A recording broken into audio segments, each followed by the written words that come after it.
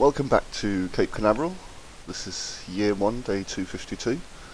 Last time we managed to finally get our first rocket into orbit, well, our first satellite, and it's still up there, the Phantom 1. We got all of the signs from space we needed, which was telemetry and temperature readings, especially from mountains and deserts and tropics. So it's still here, we can see, flying around. Nice and easy. If things look a wee bit different compared to last episode, it's because of two things. First off, I got a tip about changing the visuals, which would make them look better, so they look a bit better here now. Second of all, I upgraded some mods. Amongst them was a contract configurator that somehow entirely reset the progress. So I was back to first flight contracts and breaking the Kármán line. So I had to fiddle around with that, and I couldn't actually replicate the problem. So what I had to do was go back to a slightly earlier save. It was after we got the rocket into orbit, but before we got all the science. So I had to pick that all up again and try to remember what the last things I did was to get roughly to the same amount of money and prestige and science as we are now. But we should be there. So again, we've switched out the to boldly go strategy because we picked up all the biomes on Earth, and now we've gone for moon probes. So let's get a rocket to the moon. No, wait, no, let's not get a rocket to the moon. Why? Because we can't. That's just not possible. I'm going to show you why. First up though, I'm just going to change a couple of settings with filter extensions. First of all, I'm going to show unpurchased parts so I can buy them directly in the VAB. Not that I'm going to right now, but it might be useful in the future. It's also going to clutter up our parts list, something rotten, but that's okay for now. Also I want to default to advanced mode because I like that better. But the payload we'd need to send into low Earth orbit in order to get to the moon would need about 3,200 delta V in order to get a lunar flyby or a lunar impact, which are the two ones we would be able to do at first. We certainly wouldn't be able to get orbit because that would be another 600 meters per second. Also remember that if we were to go into orbit, the engine that we'd use to launch ourselves into a translunar injection would not be the same engine that we would be able to insert ourselves into orbit with, because we only have one ignition. So yeah. Also, a couple of other things to note. To do the translunar injection, we would need attitude control, which means a guidance unit, which is 600 kilograms. But let's just, for a laugh, try to build a payload that would go from low Earth orbit to the moon.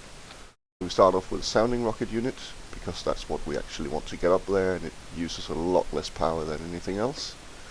Okay, let's say, I think we'd probably be best off firing off the baby sergeant. No, let's just do it with a normal engine first. So that means we're going to do a fuel tank. And actually no, because we don't want that to go to the moon. What we do want to go to the moon is just a payload. So we stick a procedural decoupler on it and lower the diameter, which also lowers the weight. There's the fuel tank. We're going to stick an engine on it as well. Either we can use the AJ-10, it has an ISP of 271, or we can use the Vanguard, which has an ISP of 270. Just to show you the difference, it's not going to be great. Let's try and see if we take the AJ-10 here. This is pressure fed. We check it's highly pressurized. We fill it with fuel. Okay, that's 4,000 meters per second. Oh yeah, but that's great. See, 4,000 meters per second weighs just a ton. But that's not good enough, because we need that guidance unit, or we won't be able to control it, and so we won't be able to point it where we actually need to go to get to the moon. So we need one of these, and suddenly, oof, ouch, we have absolutely nothing. So longer, 2,700 still not long enough. 3,000, yeah, 3,200. Okay, 3.3 tons. Ouch. That's not good. We can't get that to the moon right now. Or, sorry, we can't get 3.3 tons to low Earth orbit. If I really did a lot of jiggery-pokery with the rocket design, maybe 500 kilograms. Yeah? Okay.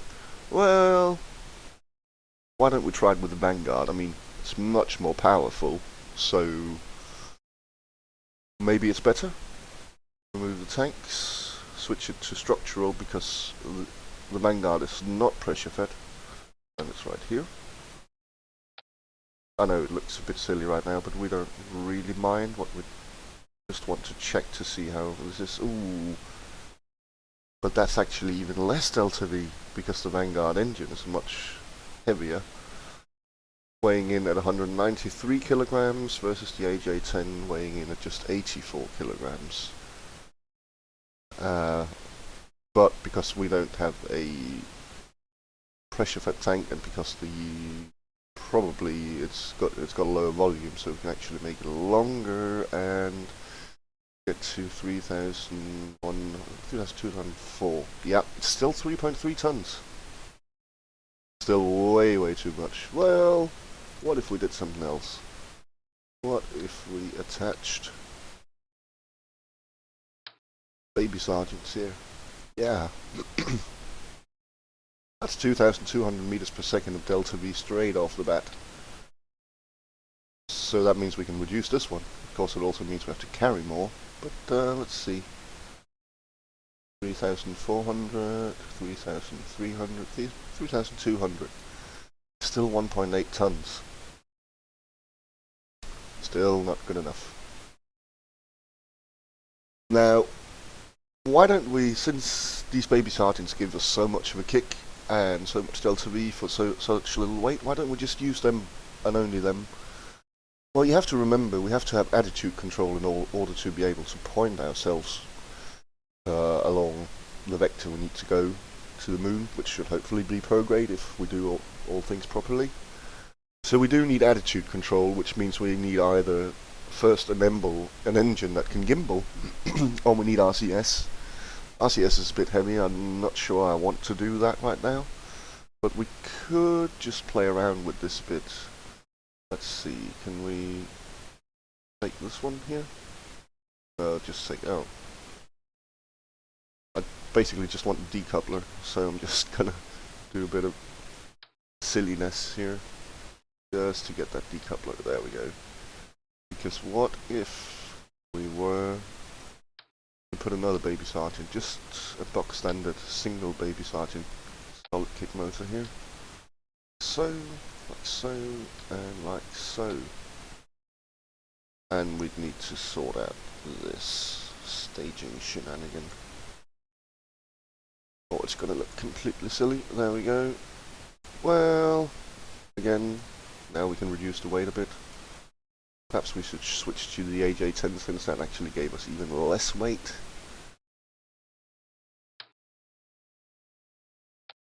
There we go. Move the tank. Switch to a fuselage tank and fill it. And make it shorter, much shorter. 3,130 now. A bit more. Like 0.35 meters. Yep. Now we're down to 1.4 tons. We can keep on sticking baby sergeant in various clusters on it, but at the end of the day, we're not going to get to those 500 kilograms of payload, because, well, another thing, even if we were to say only this goes to the moon, well, not that, this part here. Have a look up here. Battery will drain in 30 minutes. We need about 4 or 5 days to go to the moon. So we need more battery. Well, let's fit a procedural battery. We know it should be on the utility. Oop. And there's a procedural battery. Isn't that lovely? 1 day, 4 hours. Okay, well, So we need it higher, bigger than that. 3 days. I don't really care about sizing right now and looking silly. I just want to see how much it's going to weigh. So we're going to need about 50,000. Here we go. 5 days, 15 hours. This battery on its own, 180 kilograms. Yes, but this battery is also stupid.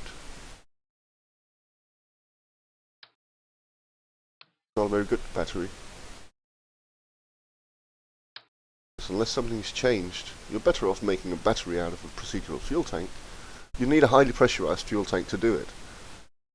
Then you need to go into Show UI, and you can fill it up with various resources. I mean, not just fuel. We can't now fill it with oxygen, food and water for TAC life support because we don't have the unlocked tech nodes yet, but we will get those in time. What we can fill it with is electric charge, like so. Okay, there we go, and hide the UI. Now we see 78 days. Well, that's an awful lot.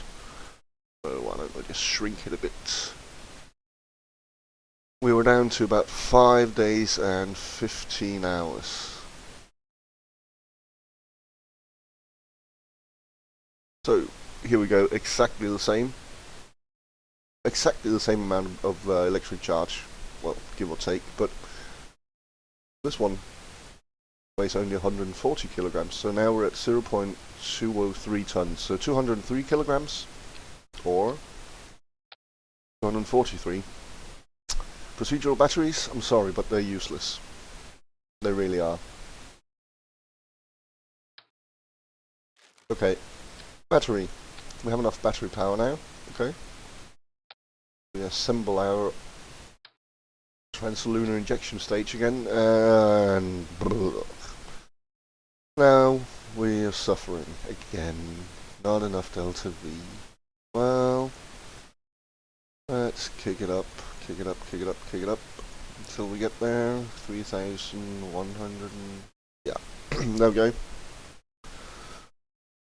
So 2.6 tons we'd need to carry in order to get even the simplest and most basic of stages up into,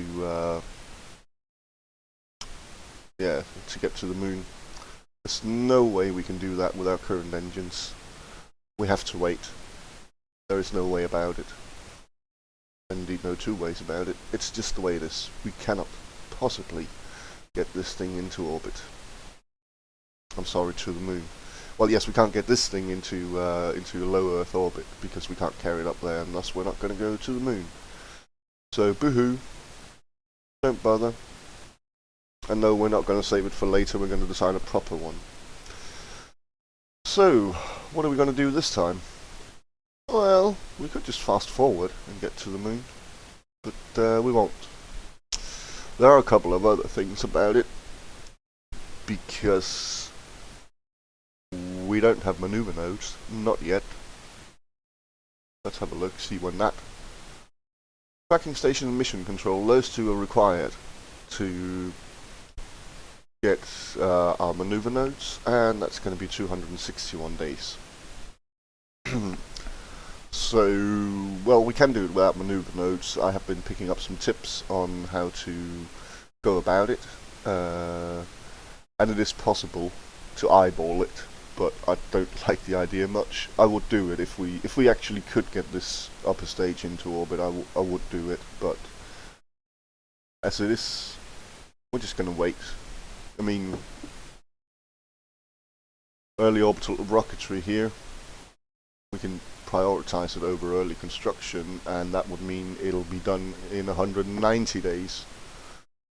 And it'll probably take 70 days to build the rocket, which means it would probably coincide with roughly the same time we get our maneuver nodes. We'll have to see. So, what are we going to do now? Well, we have nothing building here. We do have a rocket building at Kodiak to get the temperature from low space over the poles, because we failed with that.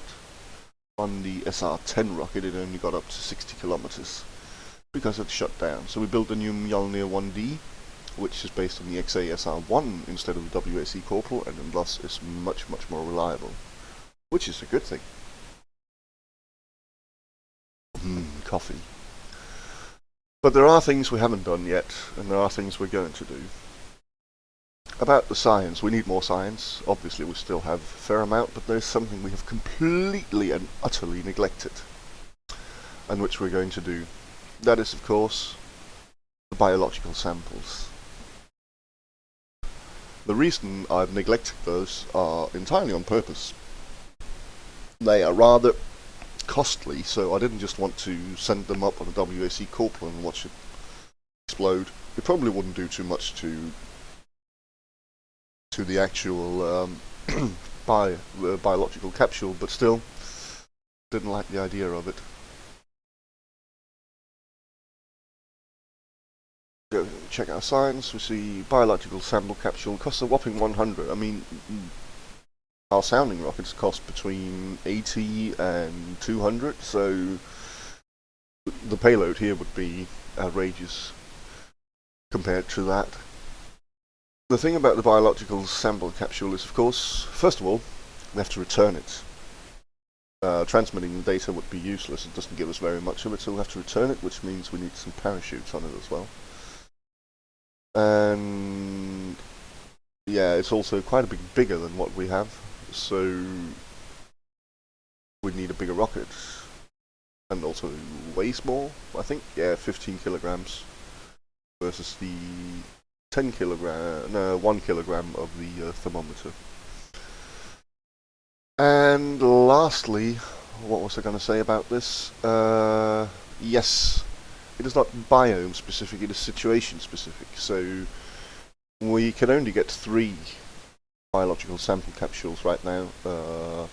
One for lower atmosphere, upper atmosphere, and lastly for lower space over Earth. So let's go and design a rocket that can do that. Again, it's a sounding rocket, so we're just going to stick a sounding rocket telemetry unit on it, and we're going to need a new launch vehicle for it, I'm sure, but that's okay, because the form factor will be different. We can't use our normal ones, they're not wide enough to carry the biological sample up. Okay, let's stick a procedural nose cone on it. There we go. Isn't sheer beauty. Okay, diameter 0.3, length 0.2, like so. And let's get Atlas. There's Atlas. There we go. Lovely Atlas. Okay. Now we need something to go in between our biological capsule and the telemetry unit, because, well, this is not very aerodynamic, is it? We can do a couple of things. We could fit an empty fuel tank, but honestly the structure's probably too heavy. Same goes if we go to structural fuselage. It's probably also too heavy. Just for a laugh, let's see. Cylinder, no. Cone, yes. Stick it up here. Top is 0.3. Length is much shorter, and bottom is 0.8. I believe it's around 0.8, isn't it? No, it's 0.6. 0.65. There we go. So how much does this weigh? 3.7 kilograms. Actually, that's okay. I don't mind so much. That would be okay. Let's make it lovely. Atlas again. There we go. And finally stick a procedural fuel tank here. And you're going to be a... no, not going to be a cone. You're going to be highly pressurized, yes, because we're going to use the XASR1. Top is 0.65. Mixture is going to be Atlas again. And, well, bottom can be a bit lower. Might as well make it 0.65 as well for now, just try and see how that works.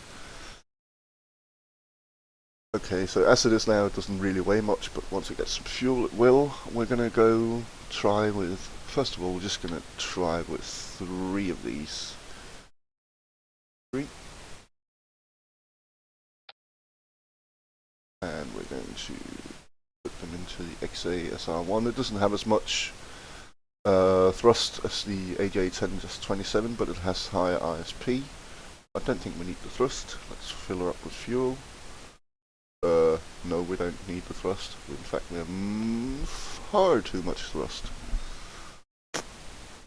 And now these are rated for a burn time of 65 seconds. We have too much thrust.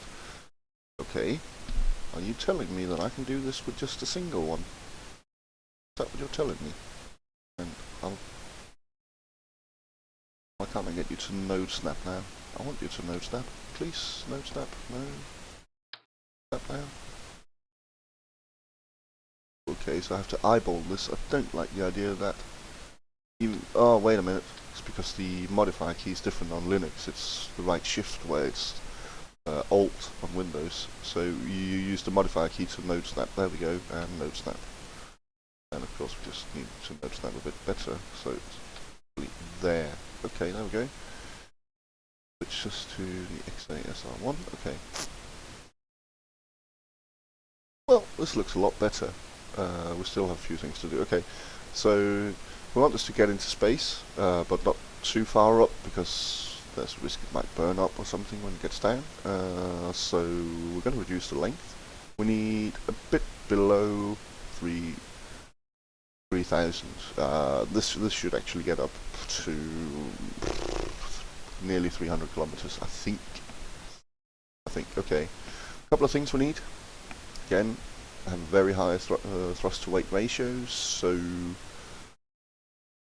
for our winglets, which we hear basic fins is what we want. And so just like when we designed our very first ones, we only want 3 because otherwise it's going to end in tears. We're going to suffer way too much drag because we're going to go through high dynamic pressure and it's going to wobble. We're going to scale them down 50%. Well, that looks about right. Do them properly here. So you lose about 100 and nearly 200 meters per second of delta V on. That's okay. I'm going to rotate them just a wee bit. Really don't need to rotate them much. Turn off angle snap. Right, so that should be enough, I hope. On top of that, and this is where we're probably going to need to extend our fuel tank as well, because then we're going to put on something really heavy.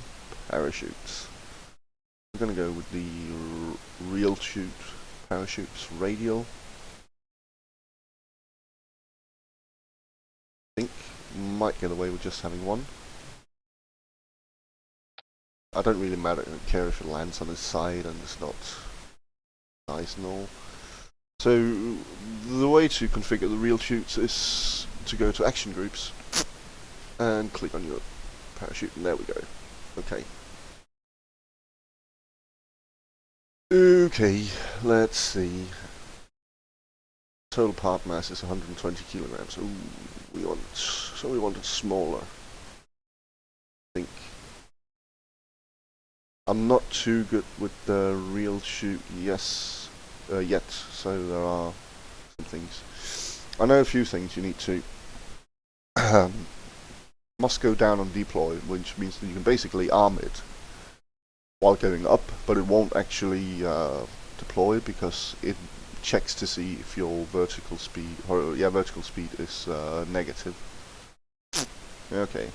Calculations. I want a touchdown speed of 6 minutes per second, yes. And, yeah. So, altitude deployment, 25 kilometers, let's say more like 20. Or 15 kilometers. And actual deployment, 700 meters per second, yes. Yes. Okay. Let's see if that does anything. Apply, yeah. Okay. troubleshoot looks good.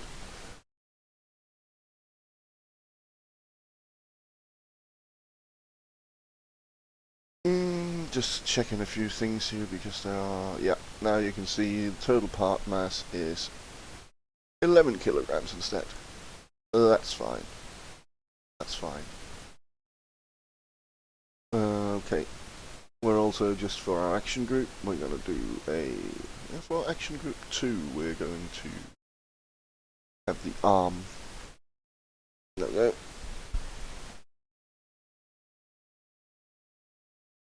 And just for safety, I never really use it, but I like having it, so 3 is going to be deploy. And just in case I've changed my mind, 4 is going to be disarm. Okay, there we go. Switch back to parts, editor here. Okay, this is a fat little bugger, but it should be fine. We can do one thing, which is to check here about using, where is it? Stage recovery. See what it says. Stage recovery has calculated that we're going to splash down at 3.9 meters per second. That's perfect. That's exactly what we want. And we don't just want the whole thing. We don't need to ditch the fuel tank or anything. It'll be fine to recover it all. I mean, should be good. Okay. Is there anything we have forgotten here? Well, there is certainly something we've forgotten. Here's structural stuff. In this case, a launch stability enhancer. That's a bit big, isn't it? How about a launch clamp? That's a bit big as well, isn't it? How about a launch stability enhancer, which is also a bit big? Can I tweak scale this? I can't actually remember. No.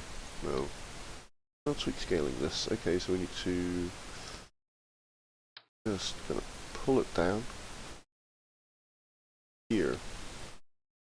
Use this launch clamp here. So.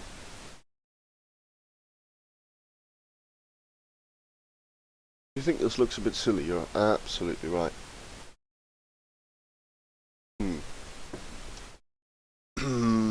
This could be done better as well, can't it? There. More symmetrical now. Okay. This is, of course, a new vehicle. It's going to be named the SR-17. That's the mission. Save it.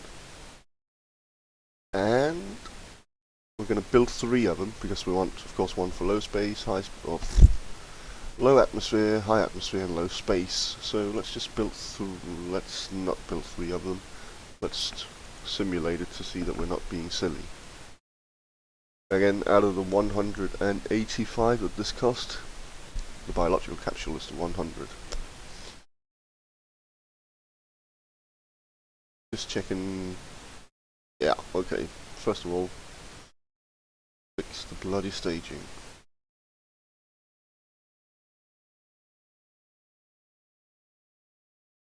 Okay, you'll notice here one of the changes between this and the previous sounding rockets we built is that we haven't got a solid rocket booster on the bottom, because we have very high thrust to weight ratio here. We might actually do it, or we might not. First of all, let's just, as I said, we need to lengthen this. See, there are a load of things to check before you start building things once you change things around, because we want just below, yeah, 2900 meters per second is fine. Thrust to weight ratio should be good enough to spin it up before it starts wobbling, but we're going to have to simulate it. We are going to have to simulate it. Now this Aerobee engine, the XASR1, shouldn't need to spool up, so I think I'm good enough if I just draw up the launch clamp immediately as well, but we'll have to see. Let's just test it. It's cheap. Simulate. Yes. 10 minutes is fine. 9 credits. That's not too bad.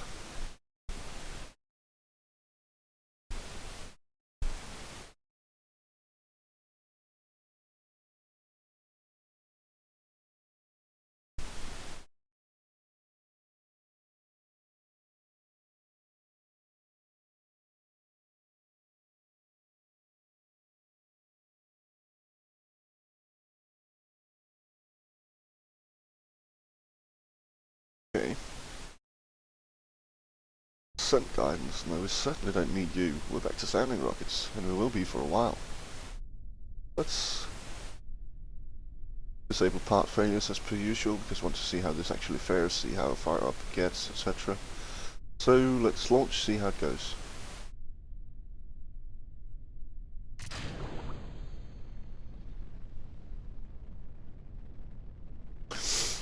Yes. Let's revert to the editor. I think what we might want here is a solid rocket booster.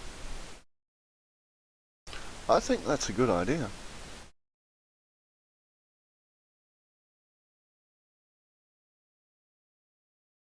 Don't you think that's a good idea? I think it's a great idea.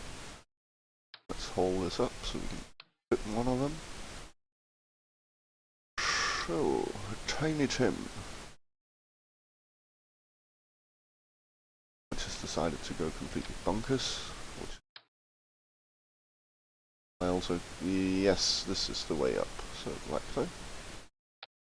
Okay. Rejig our launch clamp, stick it here. And change our staging around.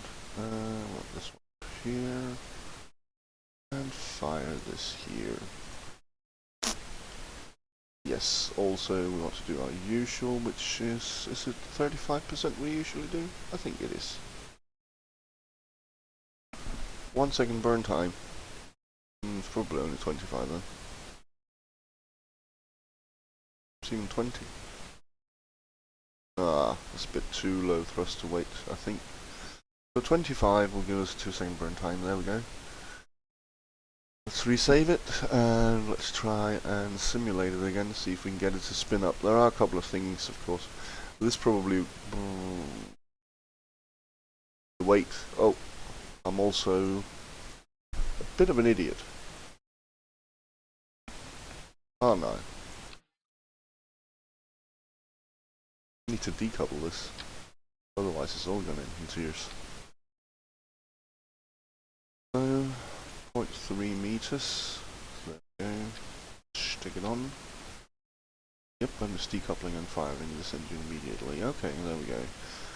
So we have 955 kilograms. That's pretty heavy thingy, so we might have to play around with it. I'm not sure that we'll be able to spin it up with just this tiny tilt we have here. We might have to tilt it more. Might have to fit 4 fins, because it is a lot heavier than our usual sounding rockets.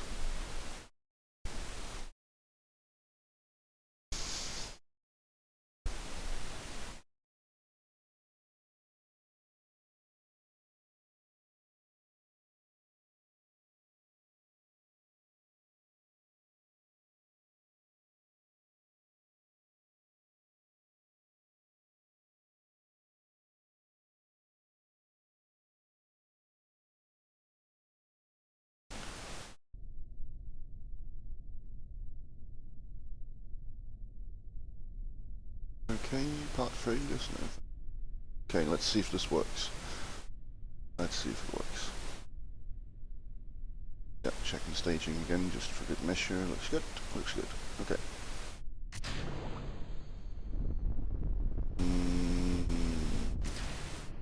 Yes, looks very, very not good at all. Well, we need to... but I have an idea. Let's revert to the editor.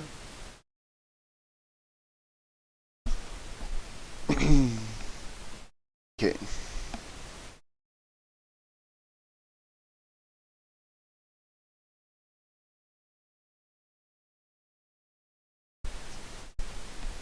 Oh, and editor broke, so let's exit. I can either fiddle around more with the wings, the fins, to get it spin stabilized, like so, but I'm honestly not sure we will be able to do it that way, not without having silly amounts of boosters and things like that. So I'm thinking instead, why don't we do what we've done on some of the previous rockets, which is use our active spin stabilization management system, which is basically 2 angle separatrons. We used to use 4, but we don't need, this isn't nearly as heavy as some of the others we've spun up. So we can get away with 2 to spinning up. Of course, that's also going to weigh a bit and take away our lovely delta V, but that's, yeah. Okay, we need to push this up into the air for now so we can get below it and fit our, there we go, separation motor. And we do want 2 of them. Yes, we do. Then rotate, turn off angle snap. Rotate away. No, we don't, because... No, we don't. These are so much easier to switch around when you get the angles right. When you fit them, otherwise see, put here. Because the rotation tool conforms to the 3 planes, we'd have to angle them in 2 dimensions if we don't fit them directly on the plane, so we're going to do that now, and see, here we go. Okay, like so. And we're going to fire these immediately as well, like so. And hopefully that'll spin stabilize it fast enough. Only time will tell. We're going to launch, well, for the simulation of course.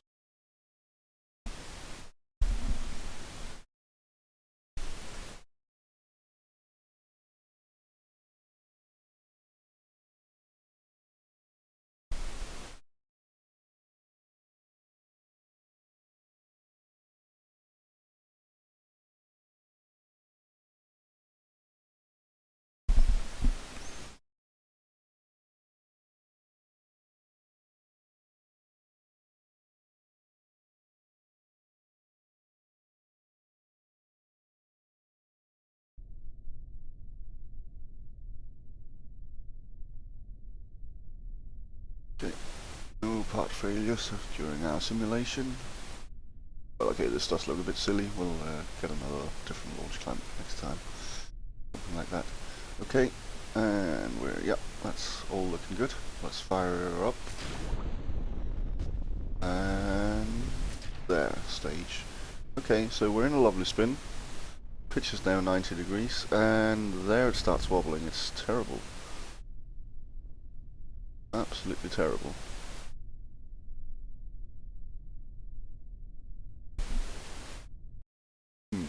Vapor and feed lines. Didn't we pressure feed this? Okay, let's get back to the editor, try and see what went wrong.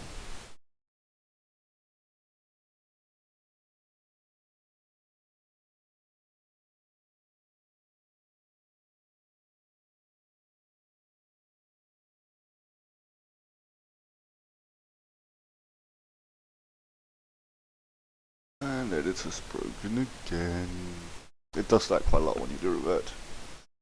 I'm not entirely sure, I haven't looked into why it does it, and I don't really care too much. It's pretty easy to fix.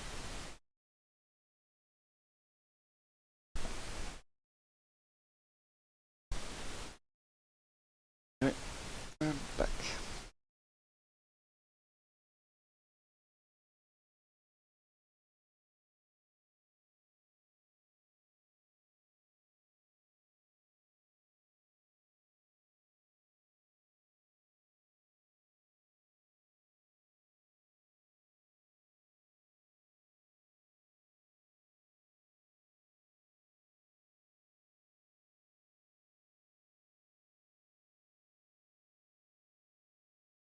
I got a sneaking suspicion what might be causing this. I suspect it might be because our center of mass and our center of lift, see, center of lift here, center of mass is here. One thing that makes me wonder, this looks really odd, center of mass should not be that far down. Let's start by taking our parachute and moving it up here. Okay. Now why is the center of lift so high? It's a very good question. What happens if I take our wings and I make them bigger? That's gonna, yeah, but still, I don't like that. I don't like that at all. But it does explain, well, first of all, let's remove this to see just, okay. So when we do this, and this is actually what we're going to fly with, of course the centre of mass is probably going to go lower as we, or it might go higher actually, as this gets lighter, in effect this will get bigger. Okay, well, first of all, let's, no, yeah, angle snap and triple symmetry. Put these ones here. Okay, because having a center of lift ahead of the center of mass is just generally a very, very bad idea. So as we increase these, let's say 75%, there we go, but let's have the mass strength a lot lower. I'm still not impressed. I'm not impressed. I'm going to move the wings down even more, like so. Don't know if that's going to cause the exhaust from this one to...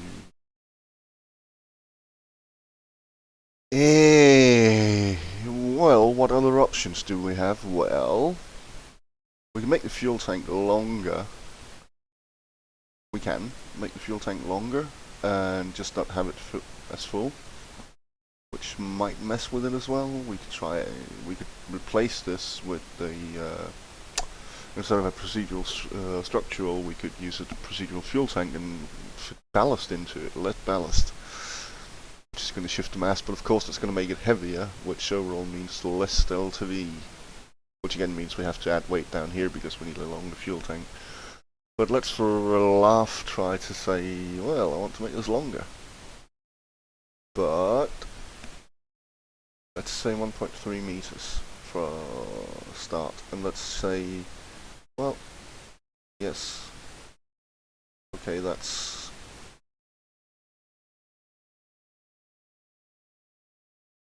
going to give us 2,500, and it's going to up.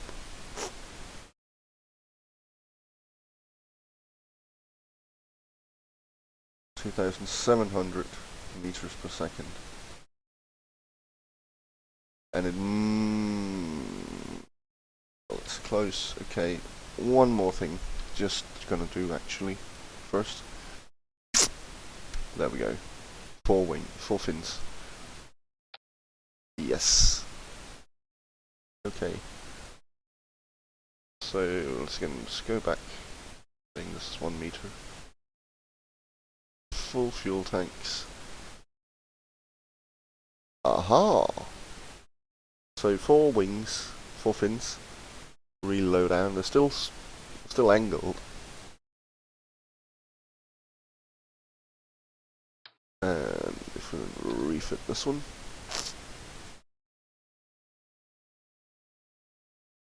that might do it. Yes, of course, I know now because we have the tiny Tim down here, it's gonna, but we should have enough thrust right off the bat that it won't wobble immediately. It should be spun up and should hopefully be stable. Let's try and see how it works now. Simulate. And see, this is why you always simulate. Always simulate, because even though you think, oh, I got this design nailed down, I've done it so many times. Well, yes. But, well, no.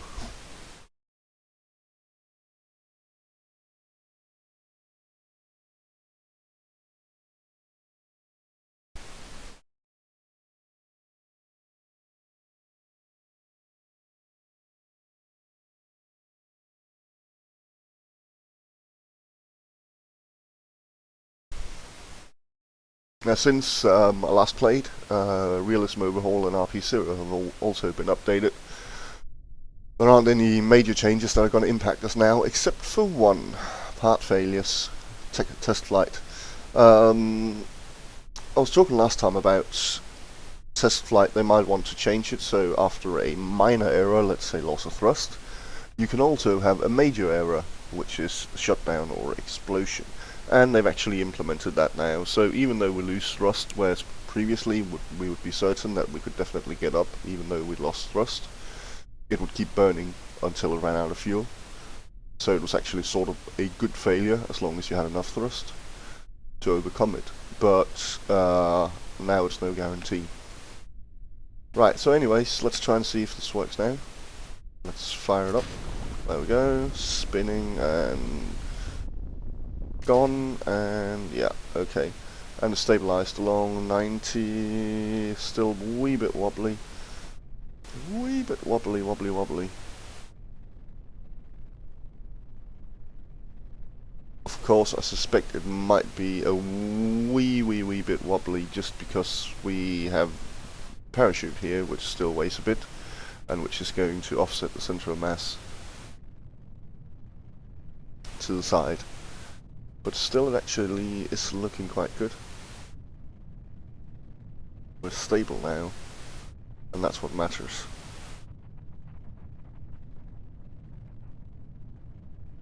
Happily burning away. And if we look over here, you can see we're not going to go into high dynamic pressure, so that's good as well. Means we don't lose that much.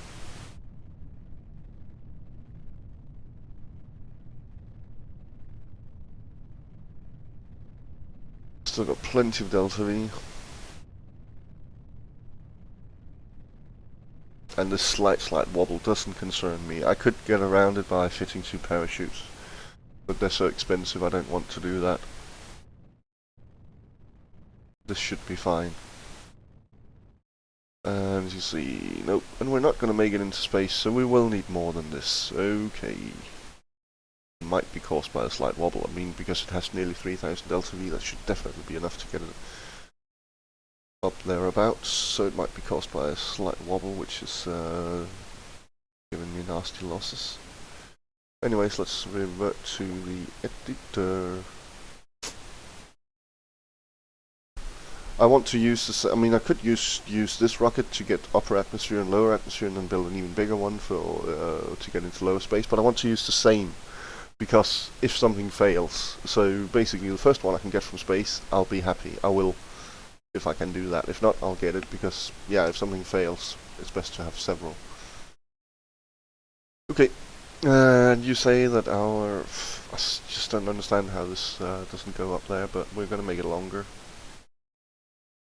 Let's take it up to 3,200. Let's have a look at our center of mass and center of lift. Okay, like that, it's pretty bad, that's okay. I'm going to shift it around, and it's pretty much overlapping except for this. I don't know what I'm going to do about this parachute. I just don't know. Actually, let's go back. Can I see how much you weigh like this? I can probably check it in the info. It weighs 11 kilograms, that's not too bad.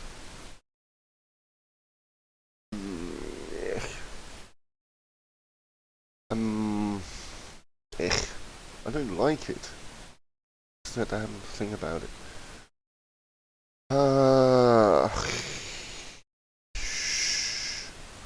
Well, what about parachutes for the nose? These are real chutes. You can see it's really big, but if we changed it, can't change it possibly because it's not actually fitted. Let's try and fiddle with it. Looks good, doesn't it? Looks hilarious. Okay. Previous size.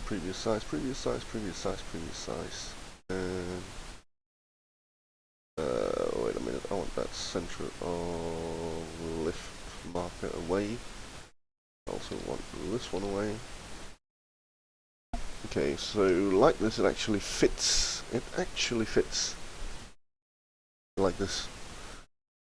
The only question is, will it work?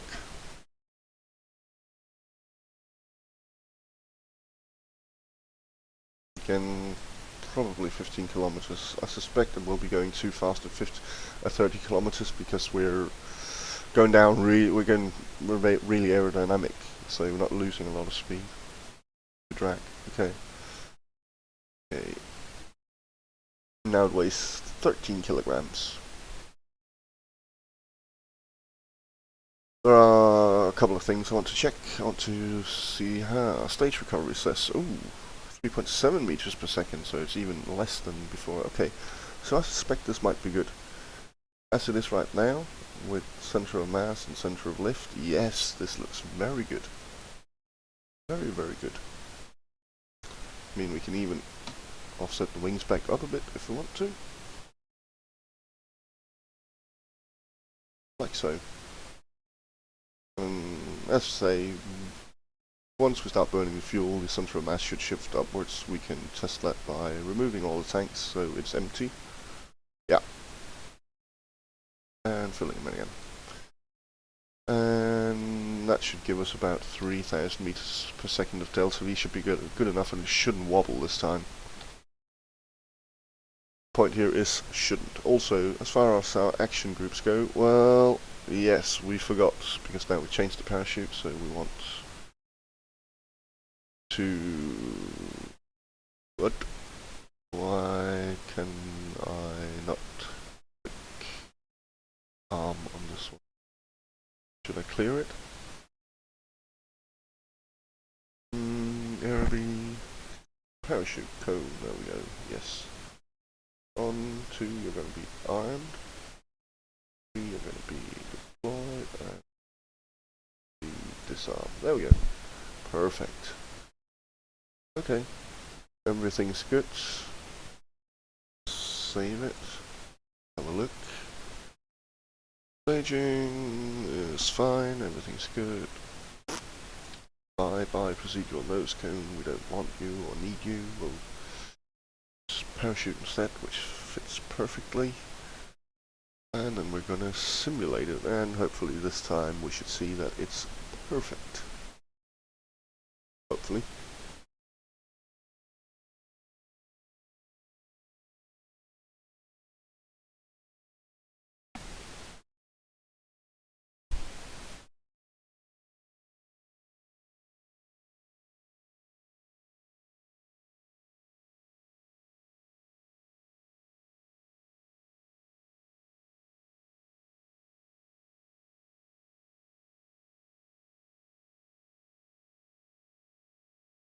It's not the fastest to load, but oh well.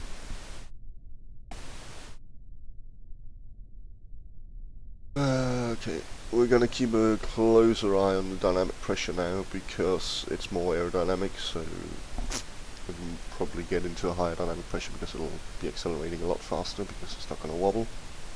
I hope. But let's see. Let's fire it up. And stage. And yeah, see our pitch is perfect 90 degrees. And our dynamic pressure is climbing, climbing, climbing, and climbing because of this. Now, I suspect I might actually have too much delta V now, so it's going to go way too high. Also, I should check, because I'm probably over the rated burn time now. I did forget to check that. The rated burn time of the XASR1 is 65 seconds.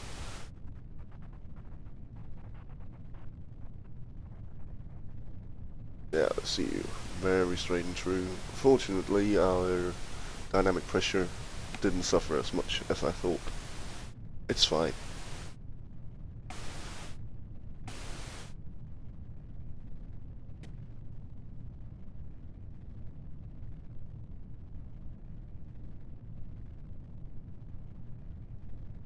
And we're looking good.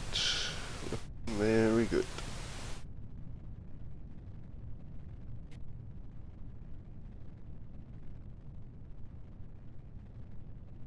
Okay, so we need to check how high this goes, and when we get back into the VAB we need to check if we can cut off a bit of the burn time, because we're over the rated burn time and I don't like the idea of that. And okay, this might be dodgy.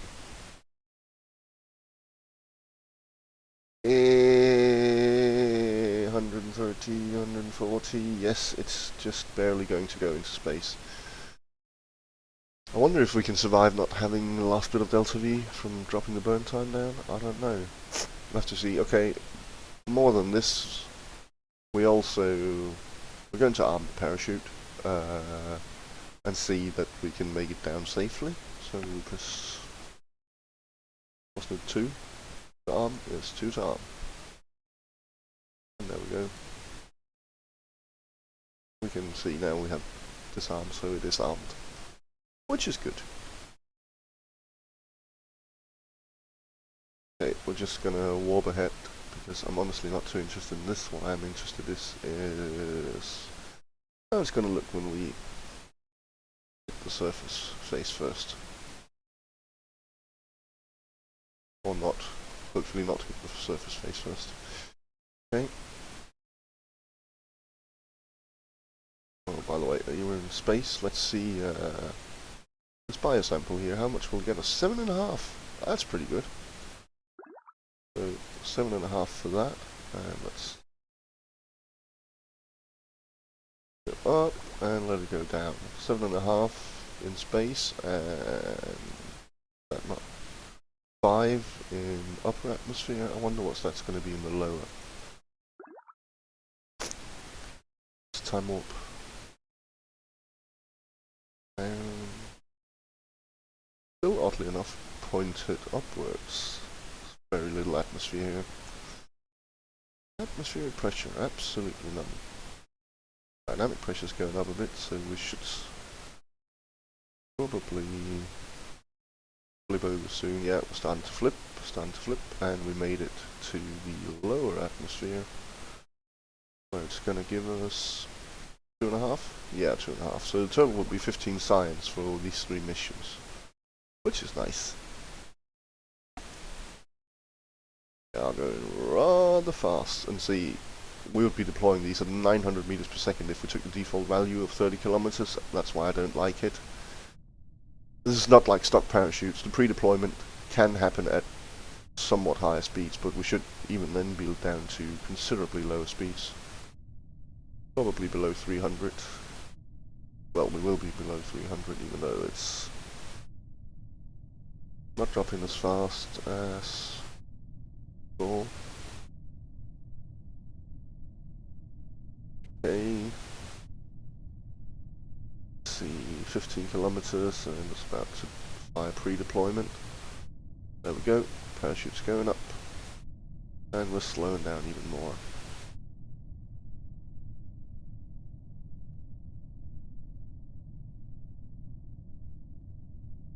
I just want to, it's just physics warp, I just want to check that we'll get down okay.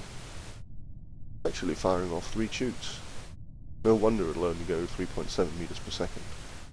What's the end?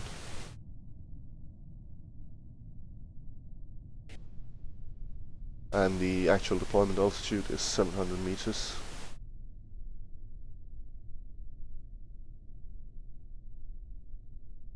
And we're slowing down nicely, and there's the KSC, there's our deployment, and here we are.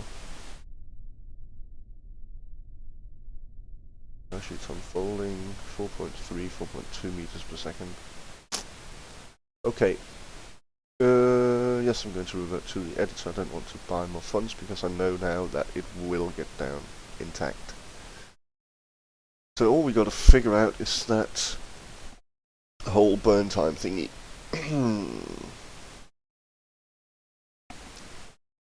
I don't really want to use a bigger engine to send it up. That would just be silly. And editor broken. That's okay.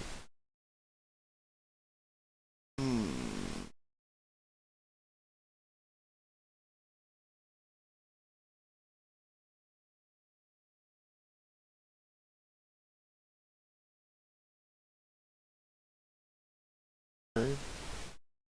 Flip around a bit, and there we go.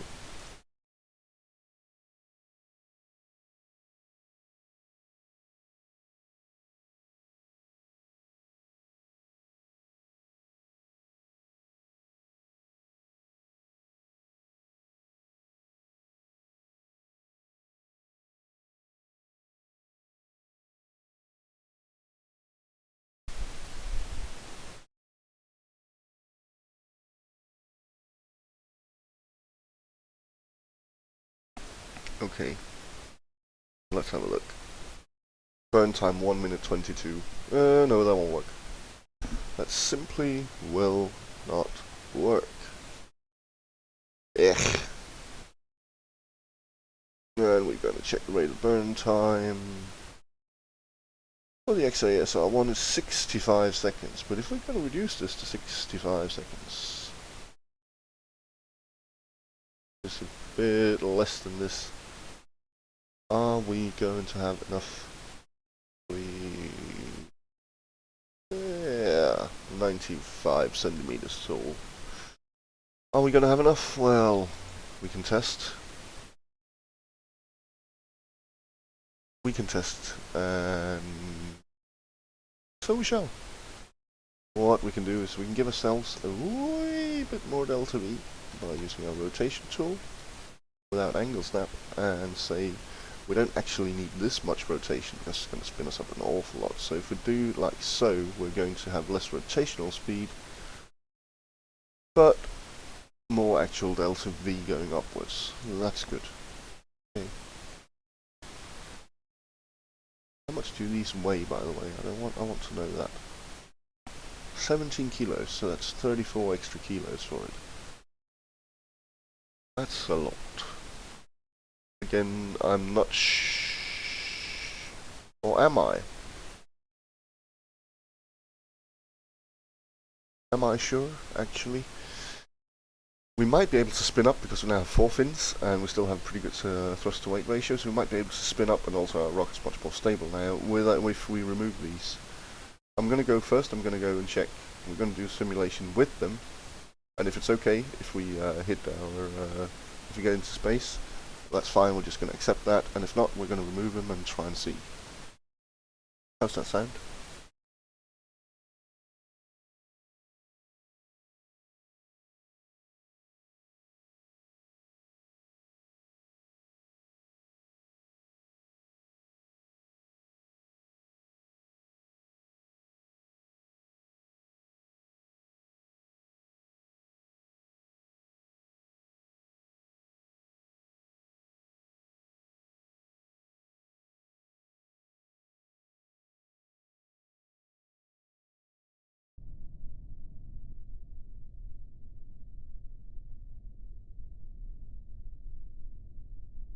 Okay, again, disable part failures, because now we know we're in the rated burn time, so that's okay.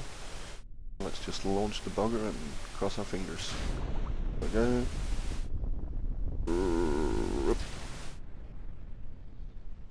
We're still spinning so fast that actually the drag over the wings here are probably going to slow our spin, if anything.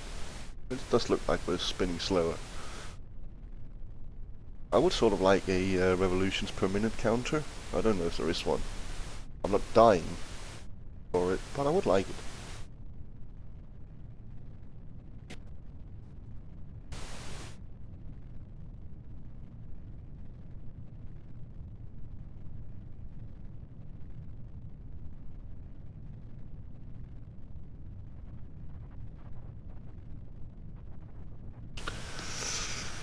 Okay.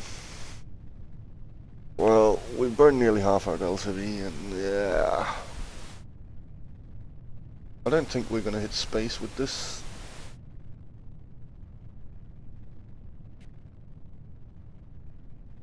And I suspect it's because there's so much dynamic pressure when, I mean, it's not extremely huge, but it is a lot of dynamic pressure when we launch, that we lose too much to the drag.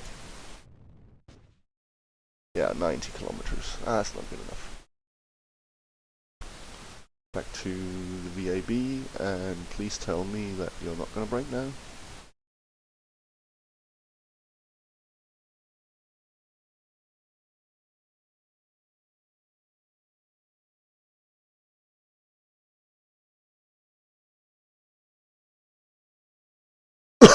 How lovely. It did not break. Okay. So our second stage has 2,711 meters per second of delta V. And the first one has 203, which doesn't actually, because a lot of it's used to start spinning us. So if we take these and remove them, That's actually a fair bit more. Is it enough? Most likely not, but by not spinning so fast, we might also suffer less drag. I mean, as I said, we're going to be spun up really, really fast with those separation motors on them, and then we're actually going to slow down the spin because there is so much drag. So there's a good chance that this is going to help us.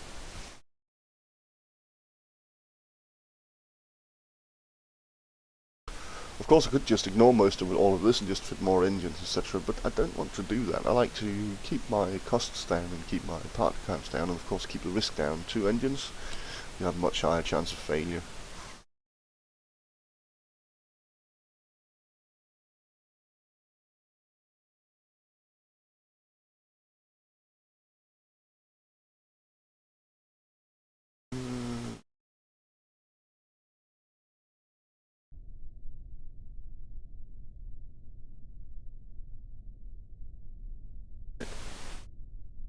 My part failures. So we do have a chance. Let's just fire up and see how it goes.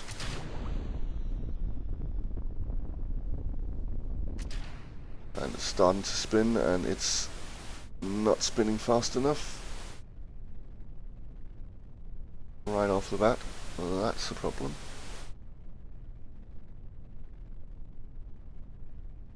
That is a problem.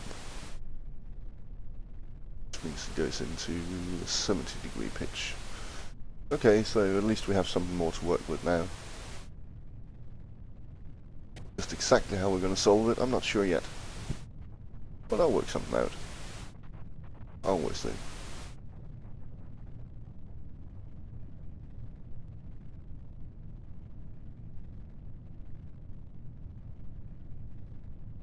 Actually, I do have an idea. I do have an idea. I'm not going to keep on going with this because it's just pitching over and following prograde, and we don't like that. No, I have an idea. It's a fairly simple idea. But again, I like simple solutions. They're so much more reliable. So, what's the simple idea that will hopefully help us here? Well, quite simple. I don't need you. I want a different one anyways. Don't want you. I want you to be much larger. Yes. Then I want 1, 2, 3 of these. Yes, I do. Okay. It's going to give us much more delta V. It's going to give us more thrust off the bat. Hopefully it'll be enough to spin us round.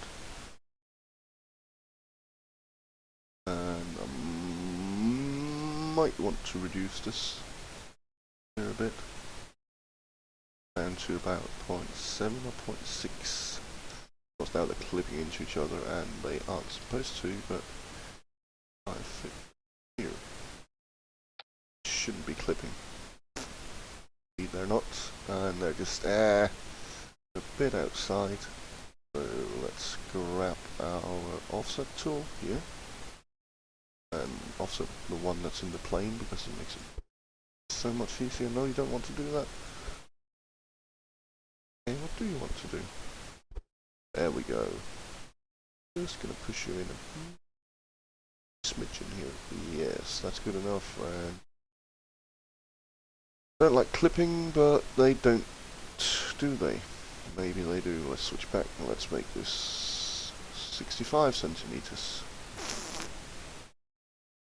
And come on, cross these fat fingers.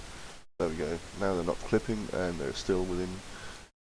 So looks good? Yes, looks good. In order to make it more aerodynamic, I should perhaps make this an interstage instead. But I don't want to. Simulate it.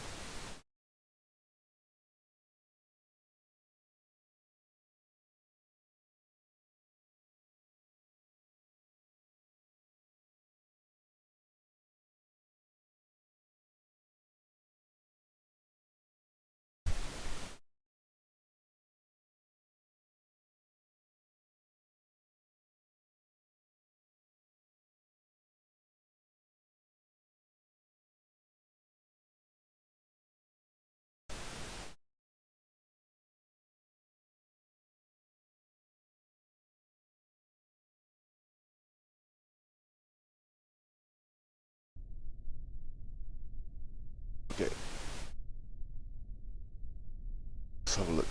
See how it goes. Okay, high failures off, and oh yeah, we sort of did forget that launch clamp I said I was going to install. Okay, back to the editor.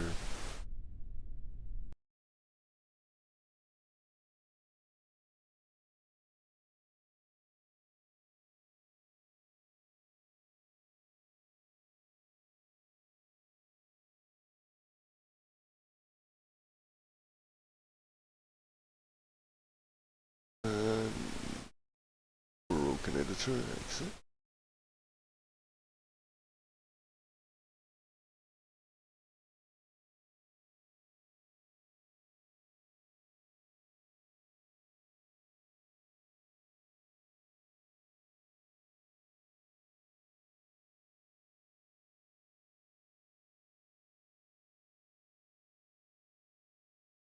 And back into the editor.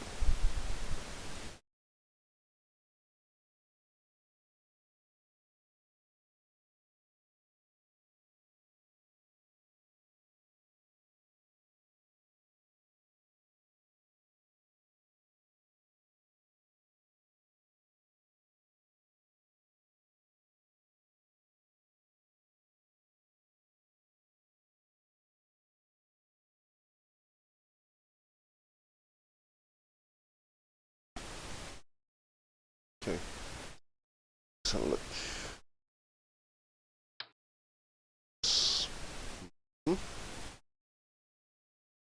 Just going to turn on angles now again. That looks about right, doesn't it?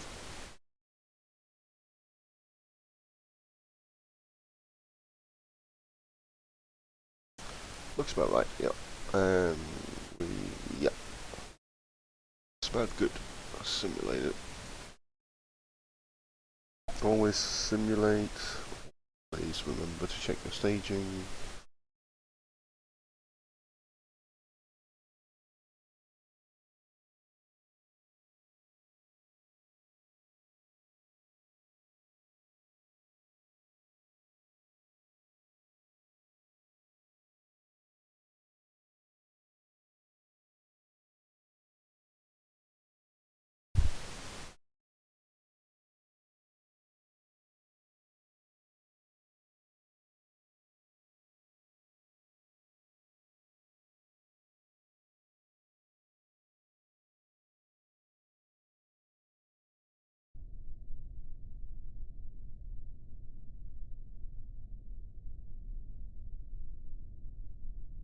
Failures. Cross fingers, etc, etc, and let's just launch it. Wow. Yes! That was a bit of an issue there. Yes. Yes. Okay. That was too stressful. I was just pulling too many G's right off the bat, so let's just go back to the editor. Okay.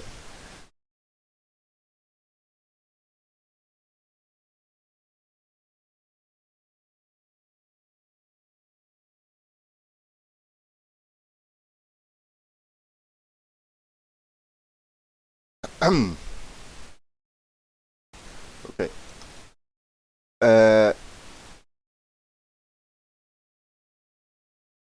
Let's... Yeah. It's simply too much thrust to weight ratio, so we're going to limit it even more. Let's stick it at 15%. 15. There we go. That's going to give us a thrust to weight ratio of 5.83 off the bat, and end with 7.36. That should be okay. Hopefully. Hopefully. Let's launch. See how it goes. It simply put the amount of thrust simply put too much stress on our poor fins there. I mean, you saw I'll also reduce the mass ratio of them, so they weren't that strong.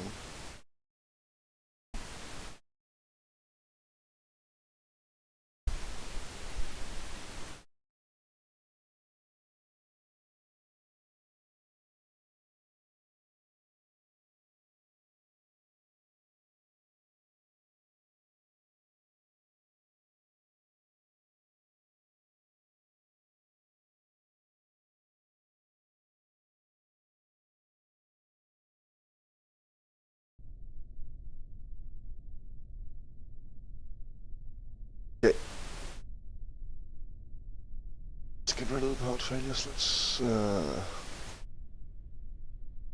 get down here again. Okay. Get another go. Spin up. Come on, damn it. Spin.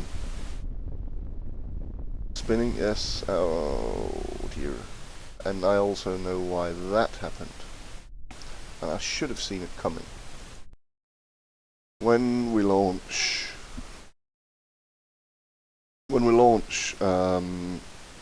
our center of mass is so low because of these thrusters weigh a fair amount, and it's broken. So what we would need to do, because our center of mass is much lower than our center of drag right off, that hasn't been an issue earlier because we burned off the solid rocket boosters so fast, but now we don't. And so it is an issue. It's simply we burn them for too long, and we get the effect that it's going to flip over. So what we would need to do here is add wings, fins, basically, to the lower stage as well, to pull the center of drag even further back. I think it's a bit messy making this. Yes, it is. It entirely is, and I could make it. I could just power through it by using something else. Indeed, I could just use the rocket I sent into space, into orbit. But I'm not going to. I'm just not going to. And that's the end of that. Basic fin. Yes, I like basic fins. Really nice. Okay. I'm gonna stick it on here, low as humanly possible, and we're gonna do like so, and we also need to rotate them, so angle snap off, rotate tool, and get just a nudge, and that should be okay. Should be enough, right? I'm actually a bit concerned because I did not rotate the one in the plane, so we're going to see here, and now I'm got it right on. Does this? No, it actually, the plane that actually follows us this time, so that's good. I like that. Okay, all is well. Except that now we can't use this launch stability enhancer because it won't fit, and we might be lucky enough that we can use this one.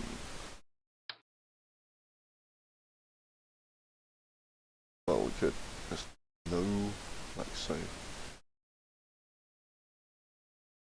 I don't like that either. I'm going to use the small one.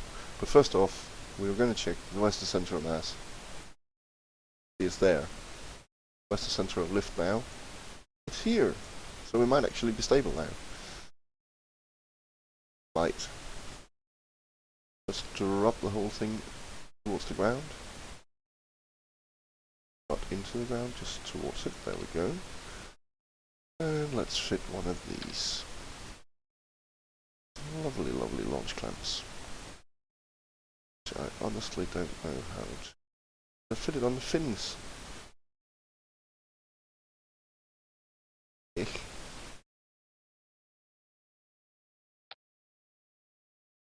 That might actually work. It looks a bit silly, but it might actually work. Okay, so these fins are angled as well, so we should hopefully start spinning even sooner. And let's simulate it. Yes.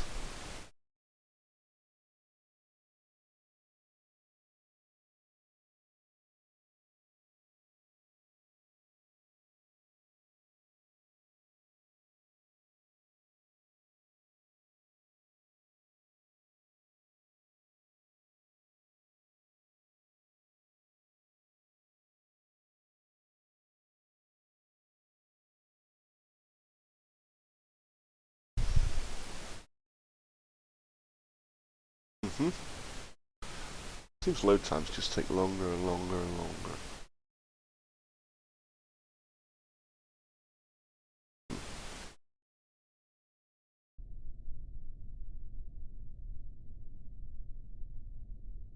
Okay. Care about heart failures? Okay, fingers crossed. And yep, staging says okay. And I say okay, let's launch. And stage. Still pointing at 90, okay. The only question left is, do we have enough delta V to do it? What's our dynamic pressure? High, but it's dropping now, it is dropping. Still, that's a lot of drag we're suffering, which I don't like.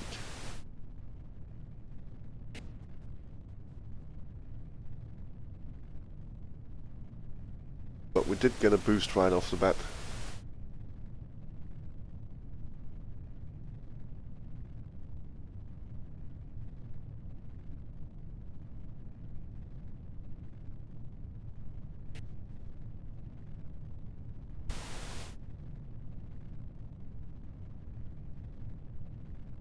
Let's see.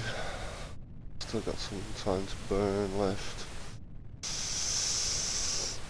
I'm honestly not sure that we're going to make it. In fact, I'm pretty sure we're not going to make it. The only question is just how high will it get?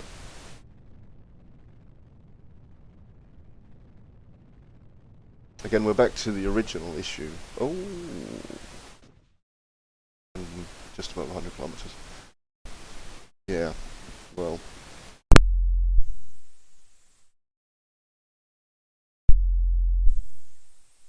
I don't know. See, drag losses is 0 meters per second, but that's probably just make Jet being quite silly. Let's remote, see what we can do.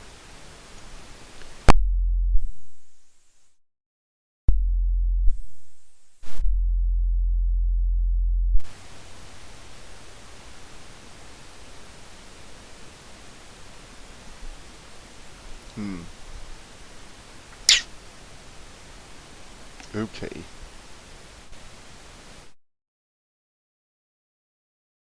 This is turning out to be a bit of a bother, but I have an idea. We're going to ever so slightly brute force it. We're instead of using the XASR1, we're going to use the AJ10-27.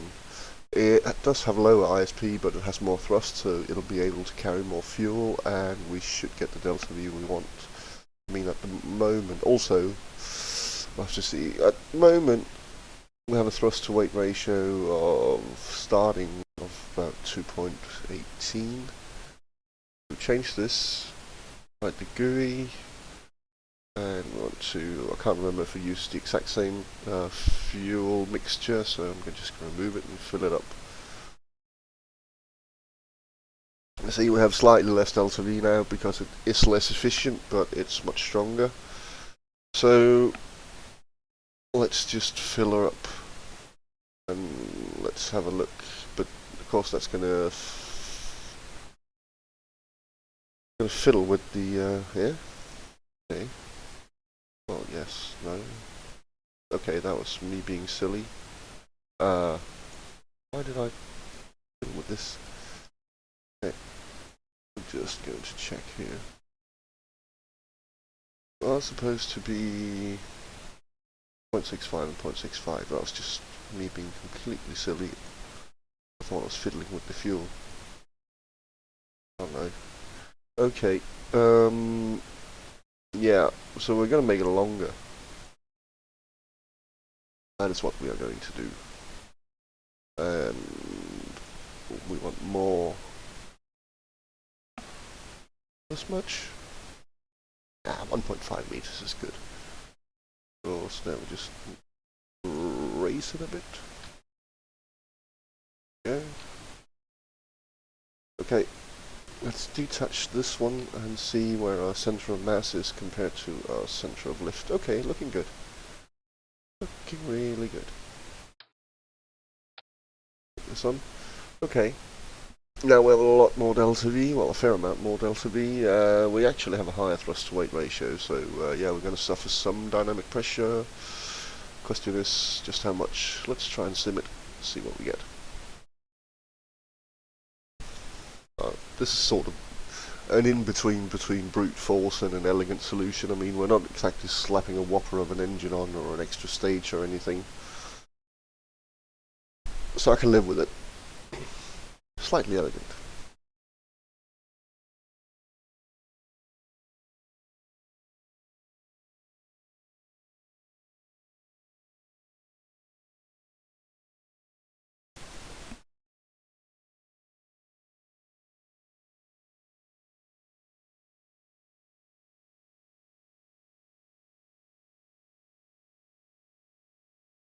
Okay. Let's see what we can make of it.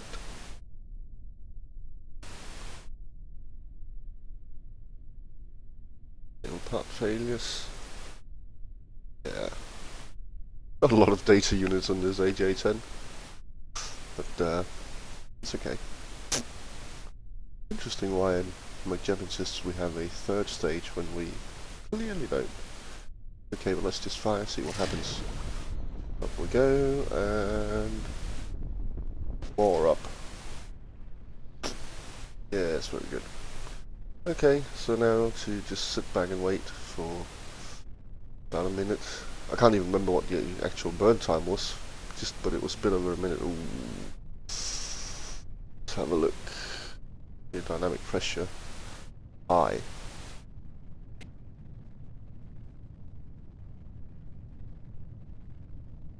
This AJ10 has a burn time of 1:10, so we should be on the safe side no matter what. But this is very high dynamic pressure, even though it's dropping now. But if this doesn't work, we have no option but to make another stage. What we're going to do in that case is we'll make a lower stage with an AJ1027 and an upper stage with an XASR1. Okay. But we're going to make it, and we're going to make it, and then some. I mean, we can shave 400-500 off of this. Okay. 250 is fine. We'll still be able to. We won't pick up so much speed that the parachutes will break. I don't hope. We're gonna, just to be on the safe side, we're gonna time orbit until we get down. I'm gonna press 2 to arm, and then we're just gonna go up. Yes, I don't care if you're wobbling now. Pointless. Let's just check. See, we are armed. We are indeed armed. Okay. 2 minutes.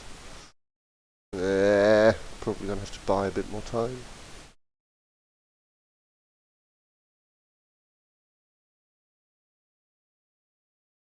Accelerating. But we should be okay.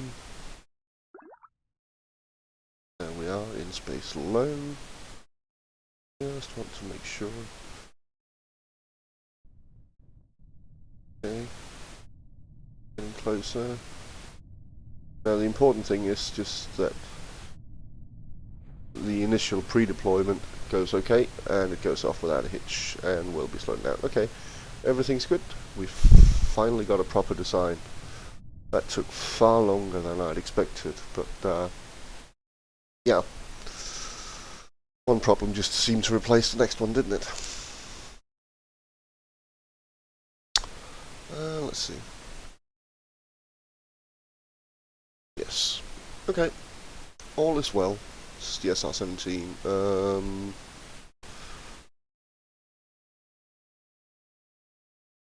Should I save it as a sub-assembly? No. Yeah. Probably I should. Probably I should. Save it as a sort of a sub-assembly. We have saved this. And we are going to build 1, 2, and 3. One for lower atmosphere, one for upper atmosphere, and one for lower space. Okay, then we pretend that this is an actual rocket.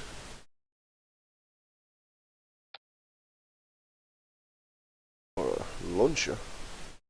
We are going to take this and we're going to drop it here. And we're going to call it... Well, that's a good question. Is this a Mjolnir 4?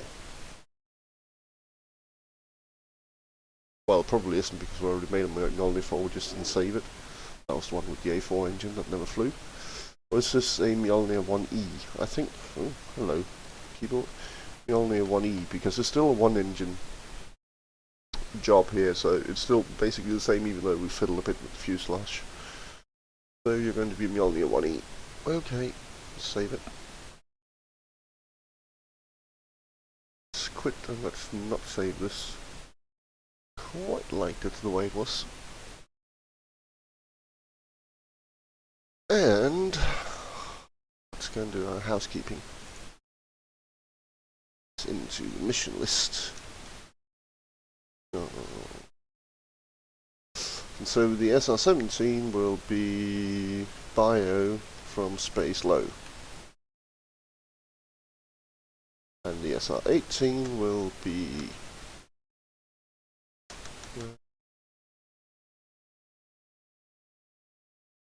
bio from atmosphere high. And the SR-19 will be bio from atmosphere low. Because even if we're just going to go here and we're going to rename them, you're going to be renamed SR-18, same. They're going to be the SR-19. Oh, I was not going to edit it, that was wrong. Wrong. But regardless, if for example the SR-17 fails to go all the way to space due to a part failure, then the SR-18 might. So I'm just gonna, if it makes it into space, that'll be good, because then it doesn't really matter if the next one breaks on the way to space, well, as long as it manages a mission. So we're just gonna go for the most difficult one first, if possible. Cancel edits.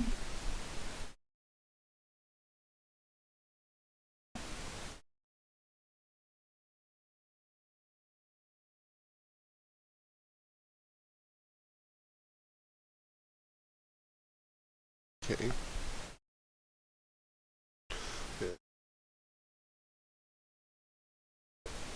Go and rename. That's the one. That's the one we like. Yeah, SR-19. There we go.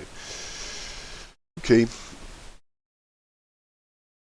So that'll be done in 15 days, and then 15 days and 15 days. That's fine. But if we have a look here, basic orbital rocketry, that's when we're probably going to be able to start to lob stuff at the moon. That's going to be 190 days from now, but we need the launch pad upgraded, which is 225 days, and we preferably want this tracking station as well, so we can get maneuver nodes. So, even though we're just building sounding rockets and nothing major now, I'm going to sink some money and some points into the VAB. We already have one, probably for getting some tech of some sort, but let's buy some more. I mean, we have a decent amount of money. Yes, we'll be needing a bit more money as we to buy the engines from early orbital. No two ways about it. So let's think 5 into these. That's VAB, yes. Rate 1. We can't toss money after rate 2 yet. That requires us to upgrade the VAB. Okay. So, let's have a look now. Oh, wouldn't you look at that? So actually, we could spend a few dosh into tech as well. The reason being that this will be done in 201 days altogether, and that's fine. And this will, of course, be done in 190, but it will take, I don't know, 40 days or so, perhaps, to build it. So, yeah. That's 20 days of nothing, so let's see if we can shave 20 days off this by buying 2 more upgrades and sticking them into R&D. Go. And we check now, and we check and we see, oh, now it's down to 172. And that's, well, that's perfect. So 30-40 days, we should be fine. We should be absolutely fine. This is perfect. So that leaves us, how much is that? 6.5 months of, well, it's basically going to be sounding rockets and a single one into orbit. We're going to send one more rocket up into orbit once we get early avionics, because we want the Geiger counter. We can deal with the micrometeorite, the situation specific, just like the bio experiments, bio capsules. So that'll just be for lower and higher atmosphere and lower space for now. Whereas this is actually biome specific, so we'll be sending sounding rockets up with those and one into orbit to get them all. However, we're going to somehow get the atmospheric for temperature and Geiger and whatever comes for mountains and tropics, which are the ones we haven't been able to pick up. Well, we're going to figure out. Maybe when we get X-15 parts. Or jet parts, I'm not really inclined to fly a jet plane forever and ever. Mountains could probably be done pretty within a reasonable time frame by launching it off from Vandenberg on a jet. But tropics, what, fly to the Amazon? Not too keen on it. Not too keen. Okay, so if we look at this, we'll be done in 11.5 days, so that'll be day 263. Year 1, day 263. And the one after that will be year 1, day 275. And the final one will be year 1, day 286-ish. And okay, so that means we have 4 launches in the queue right now. First up is the SR-17 here at the KSC, and then after that is the SR-16 out of Kodiak to get the temperature from the low space over the poles. So let's warp ahead. Warp 2. Yes. Which reminds me, when did we get early avionics? 53 days. Still a while away. There's probably going to be a period of time where we're not launching anything. Or building anything even. But oh well, roll out. Oh, it's going to be a lovely daytime launch. Perfect. And we're going to go into the mission control. Science data from space around Earth. Well, we are going to go to space, so let's pick this up. This is a one that seems to be able to be repeated forever, which means you can actually abuse it as long as you have something up in orbit. But we're not going to, because that would be cheating. Okay, just going to check that we got some more. Sounding rocket. High? No? Yeah, where's our sounding rocket medium? We're not going to get anything to 3000. And we're not going to fly any X-planes. I mean, these are impossible. X-planes high, 110 kilometers. No way we'll get to that. Supersonic, we won't be able to maintain this speed at this altitude. That's impossible. Okay, well, if you're not going to give me any sounding rocket medium, I'm just going to take what I can get, and I'll launch.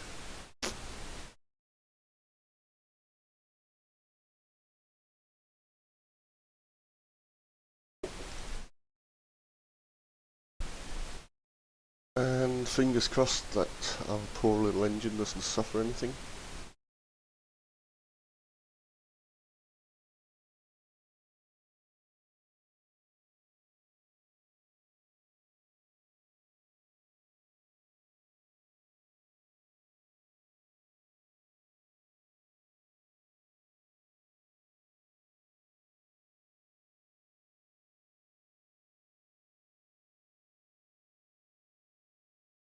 Then again, we only have about 550 data units for it, so there is a reasonable chance that it will break.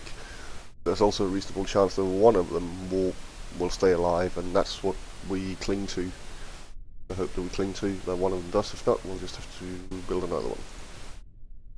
And at least we can spend some time doing that. Okay, let's launch her. Up we go. And stage. And we're flying, yes. And we're pointing in the right direction. And we're going into high dynamic pressure. 40. That's the limit for when bar's going to say the high dynamic pressure.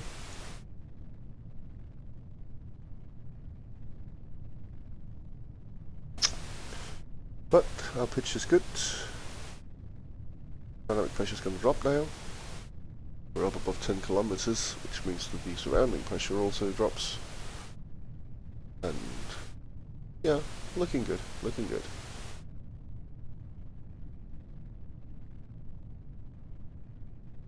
Very good. Okay, so we will at least get into upper atmosphere. But we're still climbing. Pulling a lot of G's now, 7.5. Going to shake itself halfway apart. And yes, okay. Well, there's a surprise. It just worked and we picked up 600 and something data units. We're not going to do our science yet, we're going to wait until we're in space. So let's just time warp up there. The science alert will drop us out of time warp once we get there.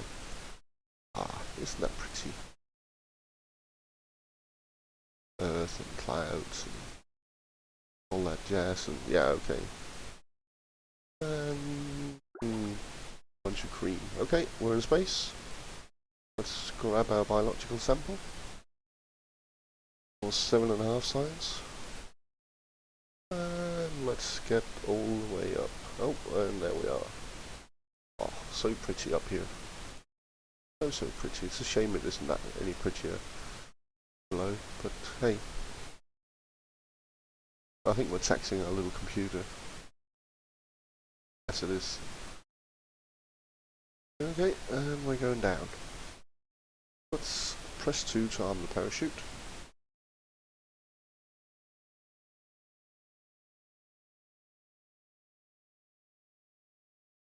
How far have we gone down range?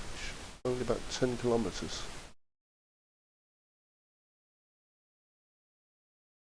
Want to check.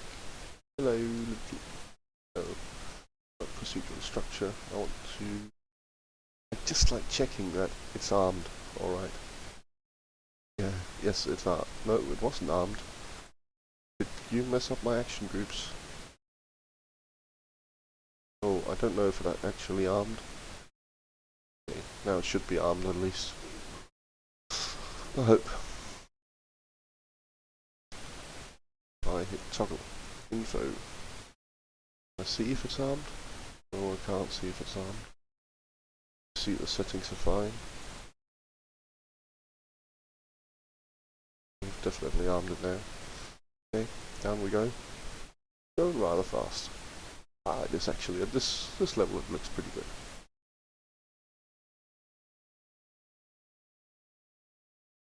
Where though?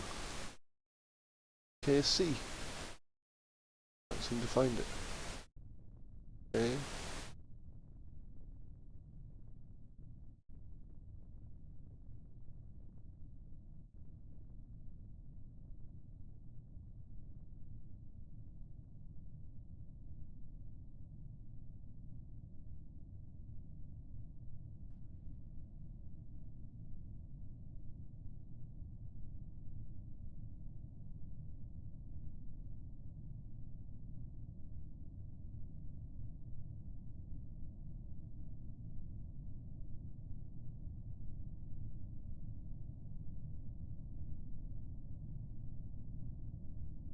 Okay, we're about the spot where we'll pre-deploy the parachutes. Yes, and it is good, even though it looks somewhat silly. And if this was real, we'd probably have to figure out some sort of anti-spin system or something like that, because it probably would not like that with the parachutes. I think they'd become somewhat horribly tangled. Let's just skip ahead. It does look quite interesting. Our fins are almost off.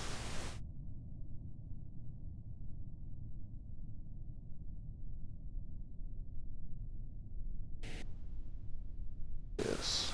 Oh, there's the KSC over there. Nice. deployment. Should make our rocket flip back.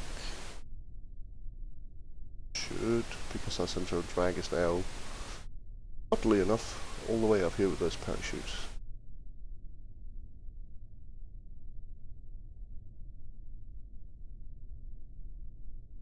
Okay, so the first launch was a massive success.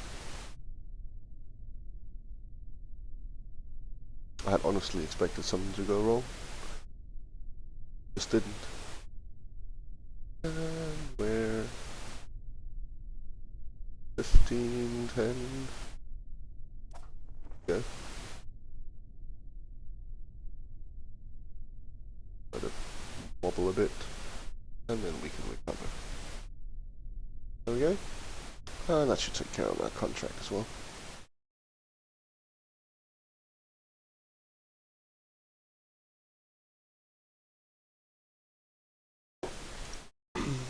Okay, so a resounding success.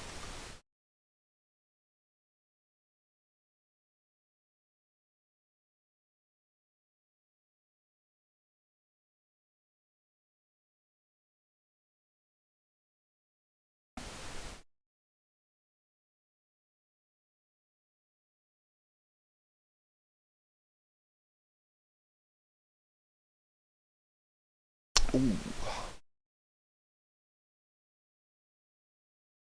Oh! Ah, this was our first recovery, of course. We got a lot of extra science from that. Ooh, that's nice. We should get about, well, down to next to nothing eventually, but for now, very good, and money from recovered parts.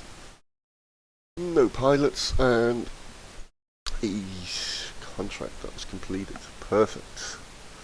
Perfect. Yeah, and so in just 3 days and 20 hours, it's going to be Kodiak for the SR-16.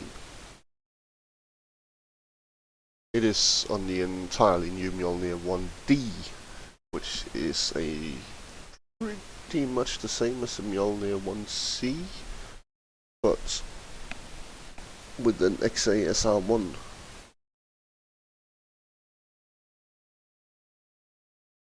Yes, we wanted to go to vacuum station. Yes, there we go.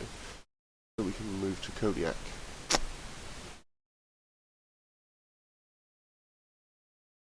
Well, compared to the amount of failures in my last game with regards to the sounding rockets, wow. Oh, and Phantom 1 is somewhere over Africa now.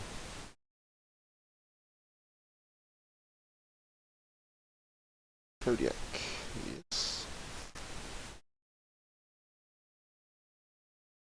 Well, with the rollout time and everything, should probably be another daytime launch, since it's, what, 4 days and 20 hours, and then 3 hours or so to roll it out. Should be good. Okay.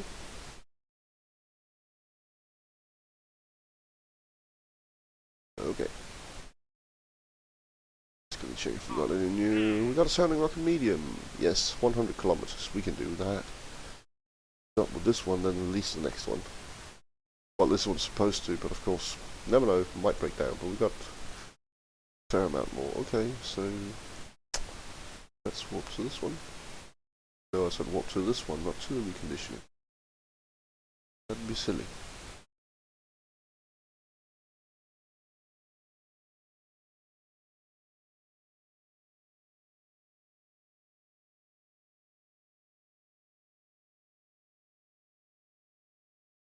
Roll it out. Oh, 13 hours to roll it out. That's quite a lot. So daytime will probably come and go.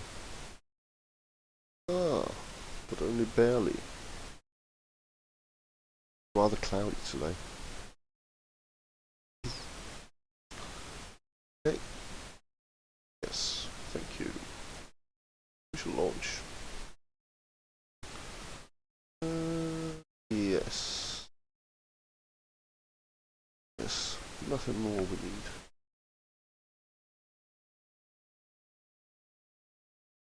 So we got plenty and plenty and plenty of science right now, but that's soon going to change. Besides, one of the biggest resources here is in RP-0. It's not science and it's not money. I mean, they are resources and they are fairly important. The biggest resource is time, when you use kernel construction time at least.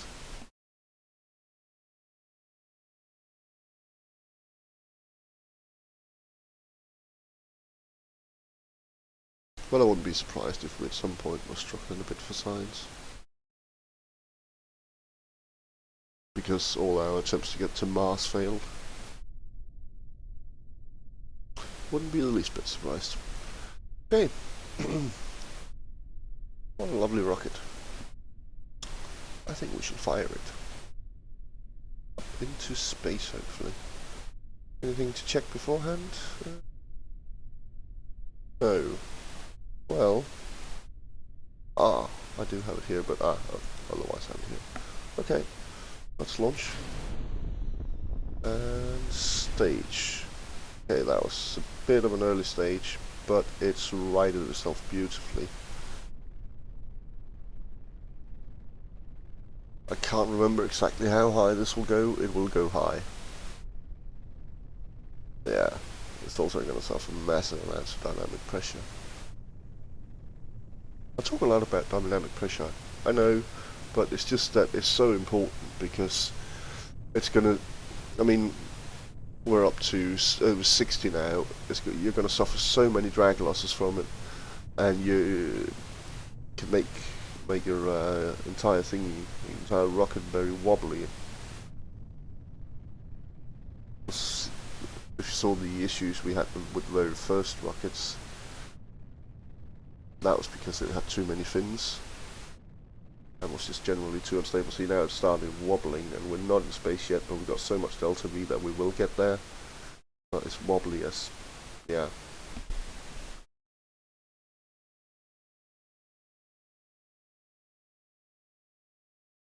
But it's fine. We'll get to about 300.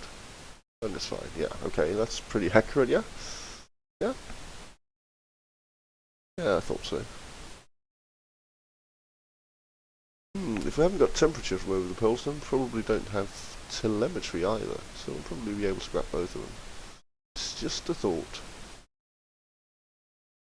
Just a thought.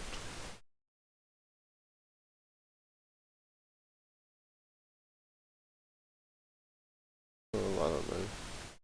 Guess the North Pole's up somewhere here. Close. Probably be able to see it better when we get into space and we switch to the proper textures. Probably.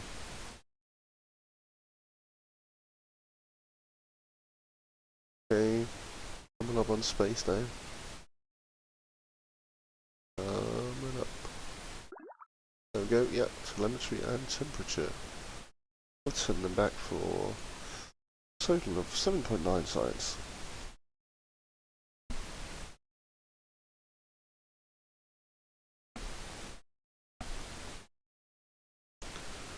Again, we're not, no, it changed.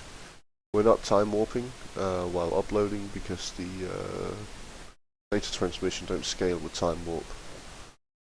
I just don't want to.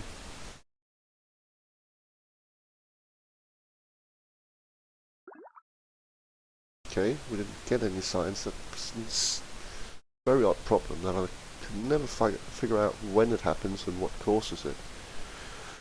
What I do know is you can just keep pushing the button. Eventually you'll get it. So there we got it. It says 3.4. Up we go, and down we go. And waiting for a lovely smash.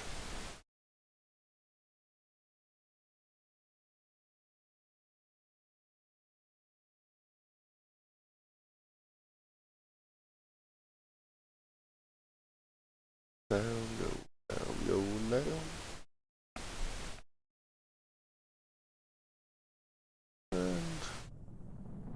And it's not going to burn up. Don't know about the nose cone. Ooh. Nope, the fins were. Well, two of them. And those couldn't survive just fine. Yeah, it looks like okay. Very interesting. But another successful launch. And again, WAC Corporal, miserable heap of junk. Anything else is better. Actually, I want to close this. Just want to see how many data units I have now. 1207. Not a lot, but enough. I mean, it's only flown once before, and that was on the Phantom 1 that went to space. Same with the AJ10-27 that we used before the SR-17 launch. It was the Phantom 1 launch.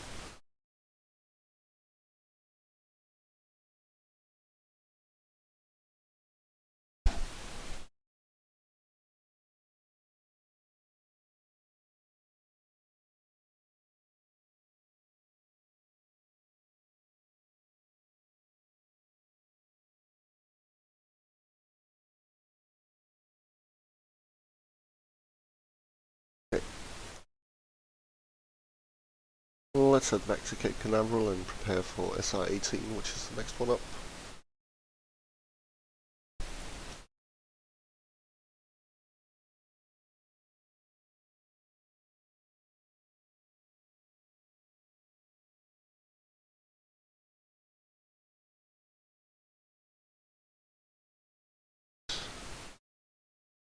Oh, it's nighttime over here.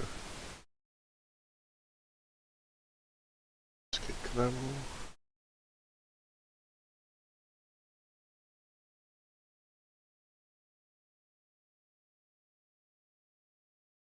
But at least now we know, we think, that we have some proper, reliable sounding rockets for various types of payload. Oh yeah, of course, we got the contract on as well. More money. Love money. Sounding rocket medium, 240 kilometers. Eh. See, this is where my memory fails me. Could the only a 1E actually get that far? Well, what I'm going to do is I'm going to pause this one, and I'm just going to go and check the video to see. Yeah? Yeah. No, actually, no. Let's not bother with that. If we can't do it with the Mjolnir 1Es, we'll just send up another sounding rocket based on the Mjolnir 1D. It only costs about 200 and make 2,000, and I mean, any money's good money, yeah? At least it is in my book. We could also wait and see if we got one for even less, but we could potentially just end up getting one that wants us to go even higher. Let's skip ahead until the SR-18. See if we can fire it all the way up. Well, that looks like a nighttime launch.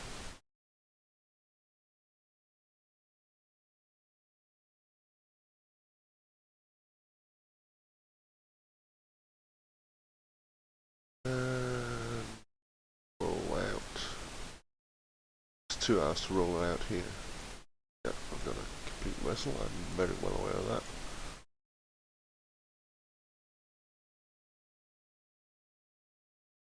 "99 science." Lovely. Okay.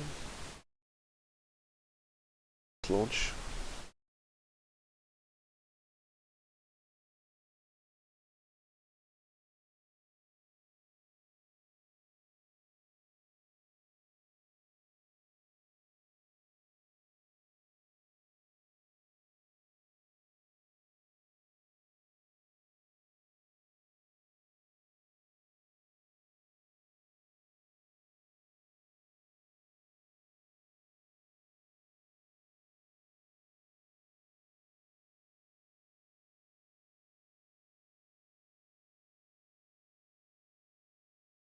Yes.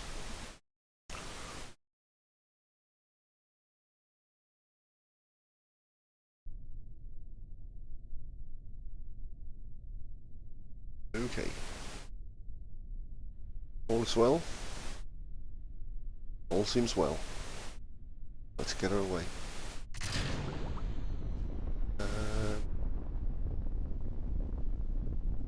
Stage, yes. Good ignition. I haven't missed a single ignition so far. That makes me happy. It's one of the things I sometimes do.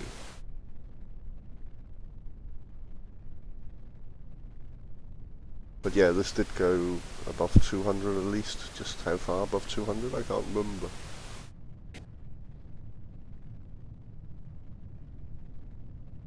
Burning away. Gathering up those data units.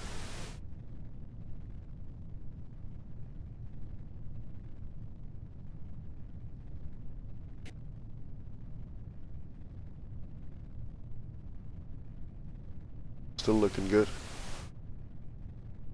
We're through about a third of the burn time. Still looking good. Oh, 2/3, sorry. Still looking very good. It's gonna start wobbling soon. Just a wee bit of wobble probably. Or maybe it will only start after we burn out. Yes, it will. Okay.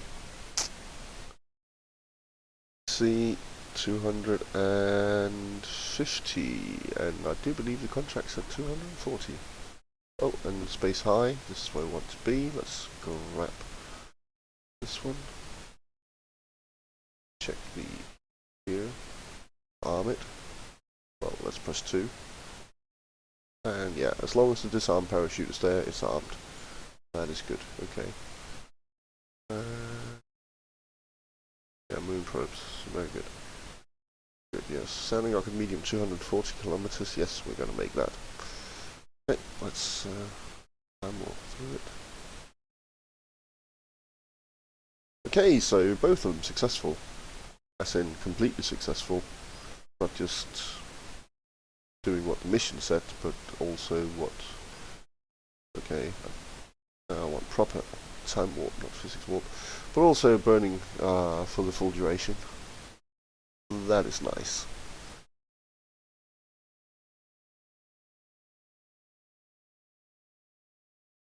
Okay.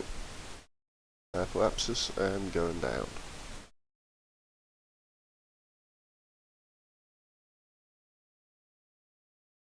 I mean, then the last one basically cannot fail in stated mission, which is atmosphere low. We just need to launch it and then it'll be there. There won't even be a point in going up, except of course we're probably going to pick up a contract and do that as well.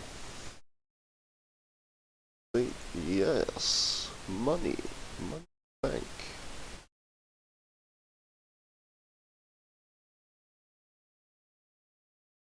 Well, while we wait for the early avionics and the basic orbital rocketry, we could just go and send up sounding rockets to do the sounding rocket medium contract. But I'm not going to. Yes, it would be money, but it won't be enough money. I'm too lazy, basically. We're going to land some 13 kilometers away from the Cape Canaveral. And full deployment. And flip the damn thing around. And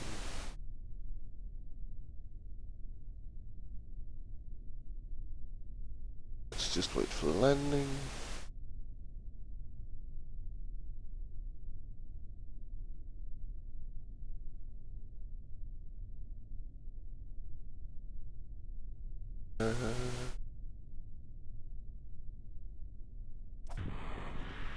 Splashdown. No? Okay. Okay, that came as a surprise.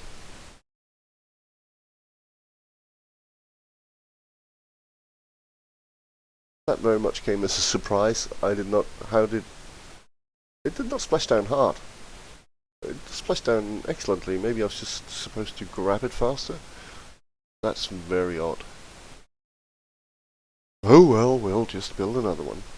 Write it off as a failure. Yeah, let's go to Space Center. Let's write this off as failure because it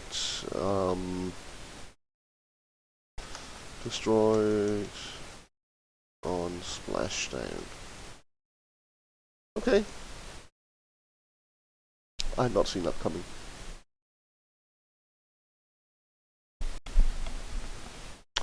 And their KSP crashed as well. Okay, so maybe it won't be a failure. Depends on whether it managed to save or not. Oh well. I'm going to put you on pause while I load it up again. After those two unfortunate accidents, we're back and it did save, so we should go and build a new one because that one failed horribly.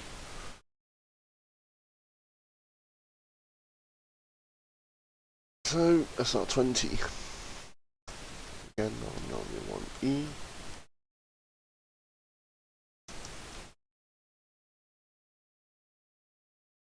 And we changed the mission description of the SR-19 to now get it from the high atmosphere.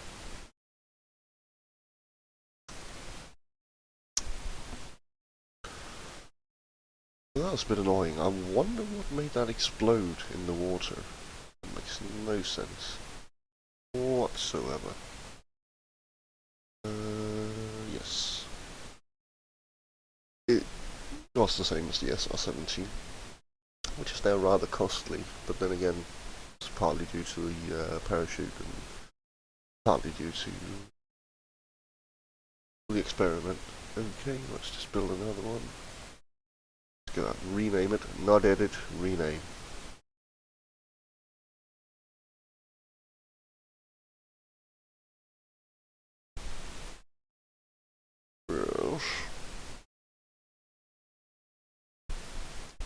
And this is why it's not so bad having a bit of extra time, because sometimes things go wrong. Okay. Name it. 20. Save it. And then we're going to go to the SR-19 and walk until that's complete.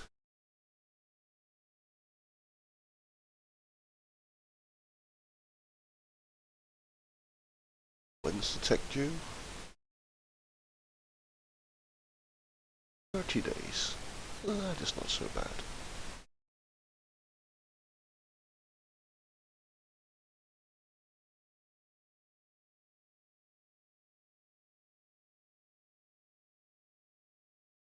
Okay, let's see if we can. No, science state. No, I don't want to. Don't want to abuse that. So no. Let's roll it out and hope that once it's rolled out, we'll have a sounding rocket medium contract. Yeah, I'm very well aware of this.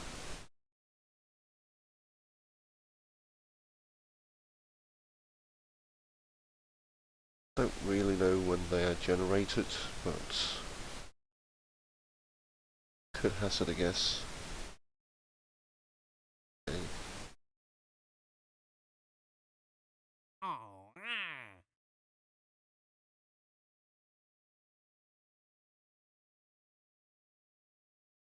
I'm just doing my bookkeeping as well. Yes, that has to be done. Okay, sounding rocket medium, 480. Nope, not going to make that. Sorry. So let's just launch it.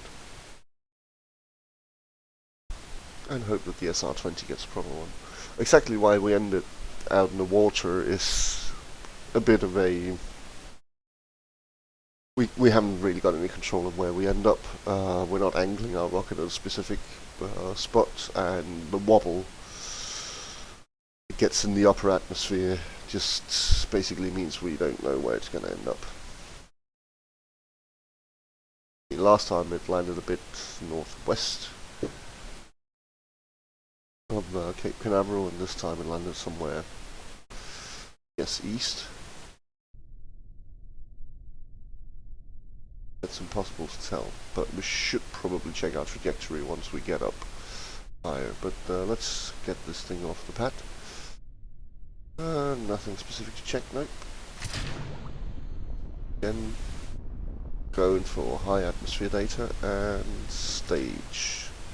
Good stage, nice spin, good pitch. I mean, if we were going straight up, we should be landing somewhere a bit west of the KSC because the Earth spins in the other direction. And those roughly 10-12 minutes we spend will have moved it just a wee bit.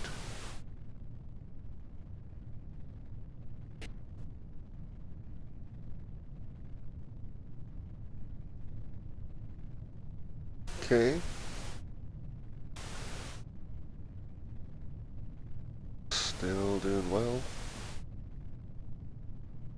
About halfway in the burn cycle.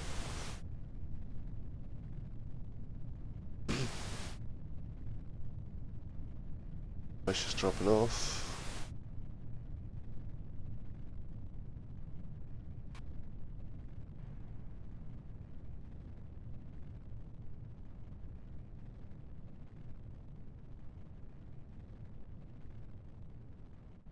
And we are looking good. We'll definitely make it into the upper atmosphere. Definitely also make it into space. And again, seems we just rack up those data units with our full burns. Excellent. And there we go. High atmosphere. Okay, let's see if we can see where our trajectory is taking us. Okay, inside. Well, so far it wants us to land in the water again. If it does so, we need to be rather swift on that recovery button. But for now, let's just time warp through it until we go into space.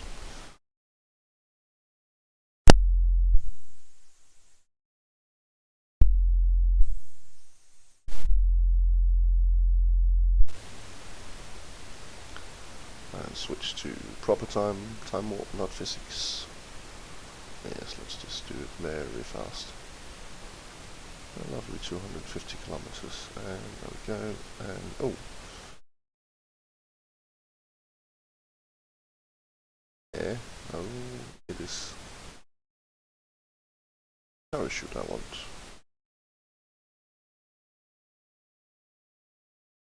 And there I got it.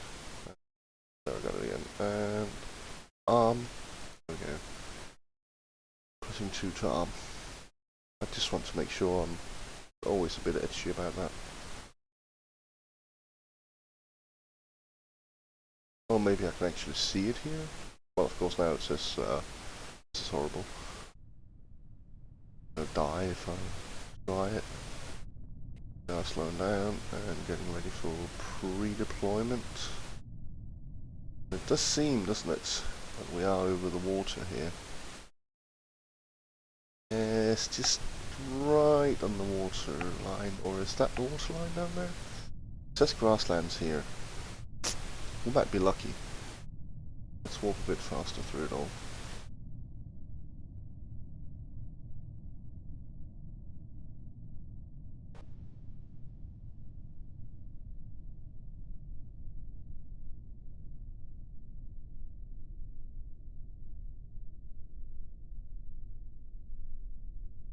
And getting ready for a full deployment, there we go.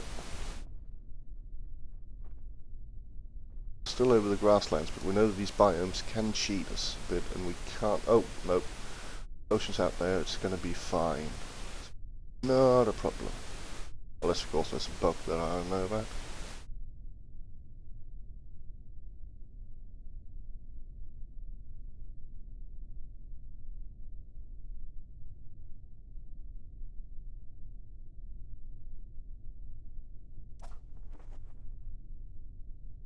Okay.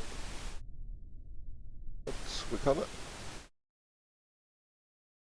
And call this a success.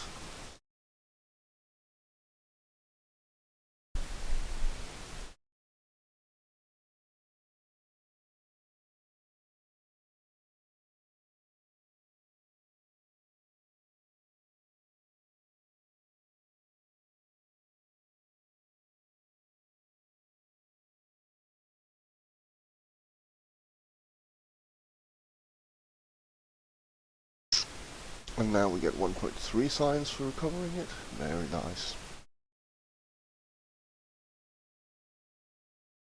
So much science. So little money. Well, maybe I should just spend a wee bit more on tech. 2 more points on tech? Yeah. 2 more points on tech. Let's see how it looks now. Okay. So 27 days and 100 days, roughly. So it's 127. Tracking station is still 167, but that leaves us 40 days to build a rocket. That's fine. That's fine.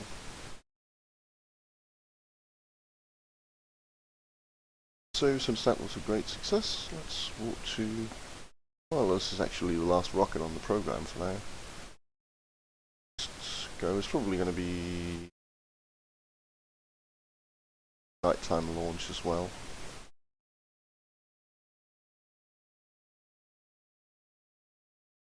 I guess we could make it a daytime launch. Oh, let's check the contracts.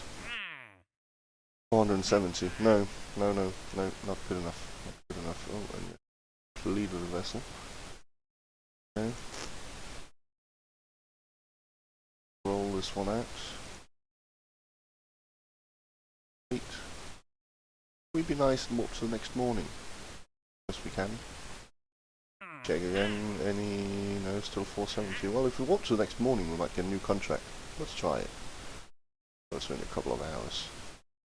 I didn't see when it expired. Oh, it'll expire in 3 days, 13 hours. We're not going to bother. We're just going to launch it during the lovely, lovely daytime. And again, this one's very hard not to be successful, because as long as we get it off the launch pad, we'll instantly grab the science and we'll be successful. Well, we need to land again, of course.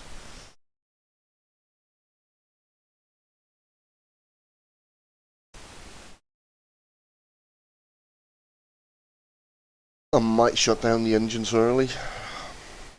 I might, or I might not. I might just let...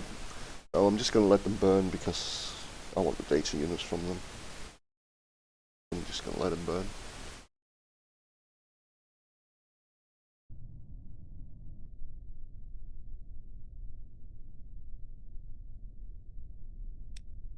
But anyways, not much to see here. Let's just be off. And stage. And grab. And we're going to arm our parachutes now, but as long as we're going up, they won't deploy. As you can see, deployment awaiting negative vertical velocity. So it's not an issue. You can change it so they'll deploy even though they're going up, but we're not going to. That can sometimes be a good idea for a plane if you're doing it and you're flaring. At about the same time you want your parachutes to deploy. And also we'll be above 15 kilometers soon, so won't bother us. Oh, actually it keeps insisting. Very interesting. But again, we're through 3/4 and more of our burn time and we're just doing absolutely fine. Just hope that we're not going to go out over that silly ocean. Because we don't want that.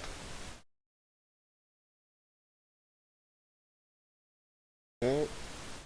Out now.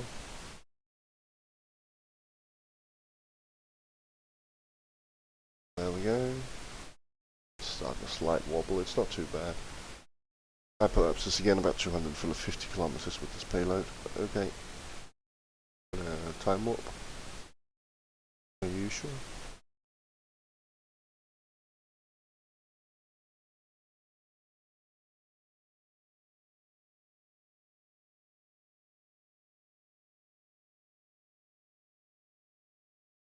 And we crashed, which annoys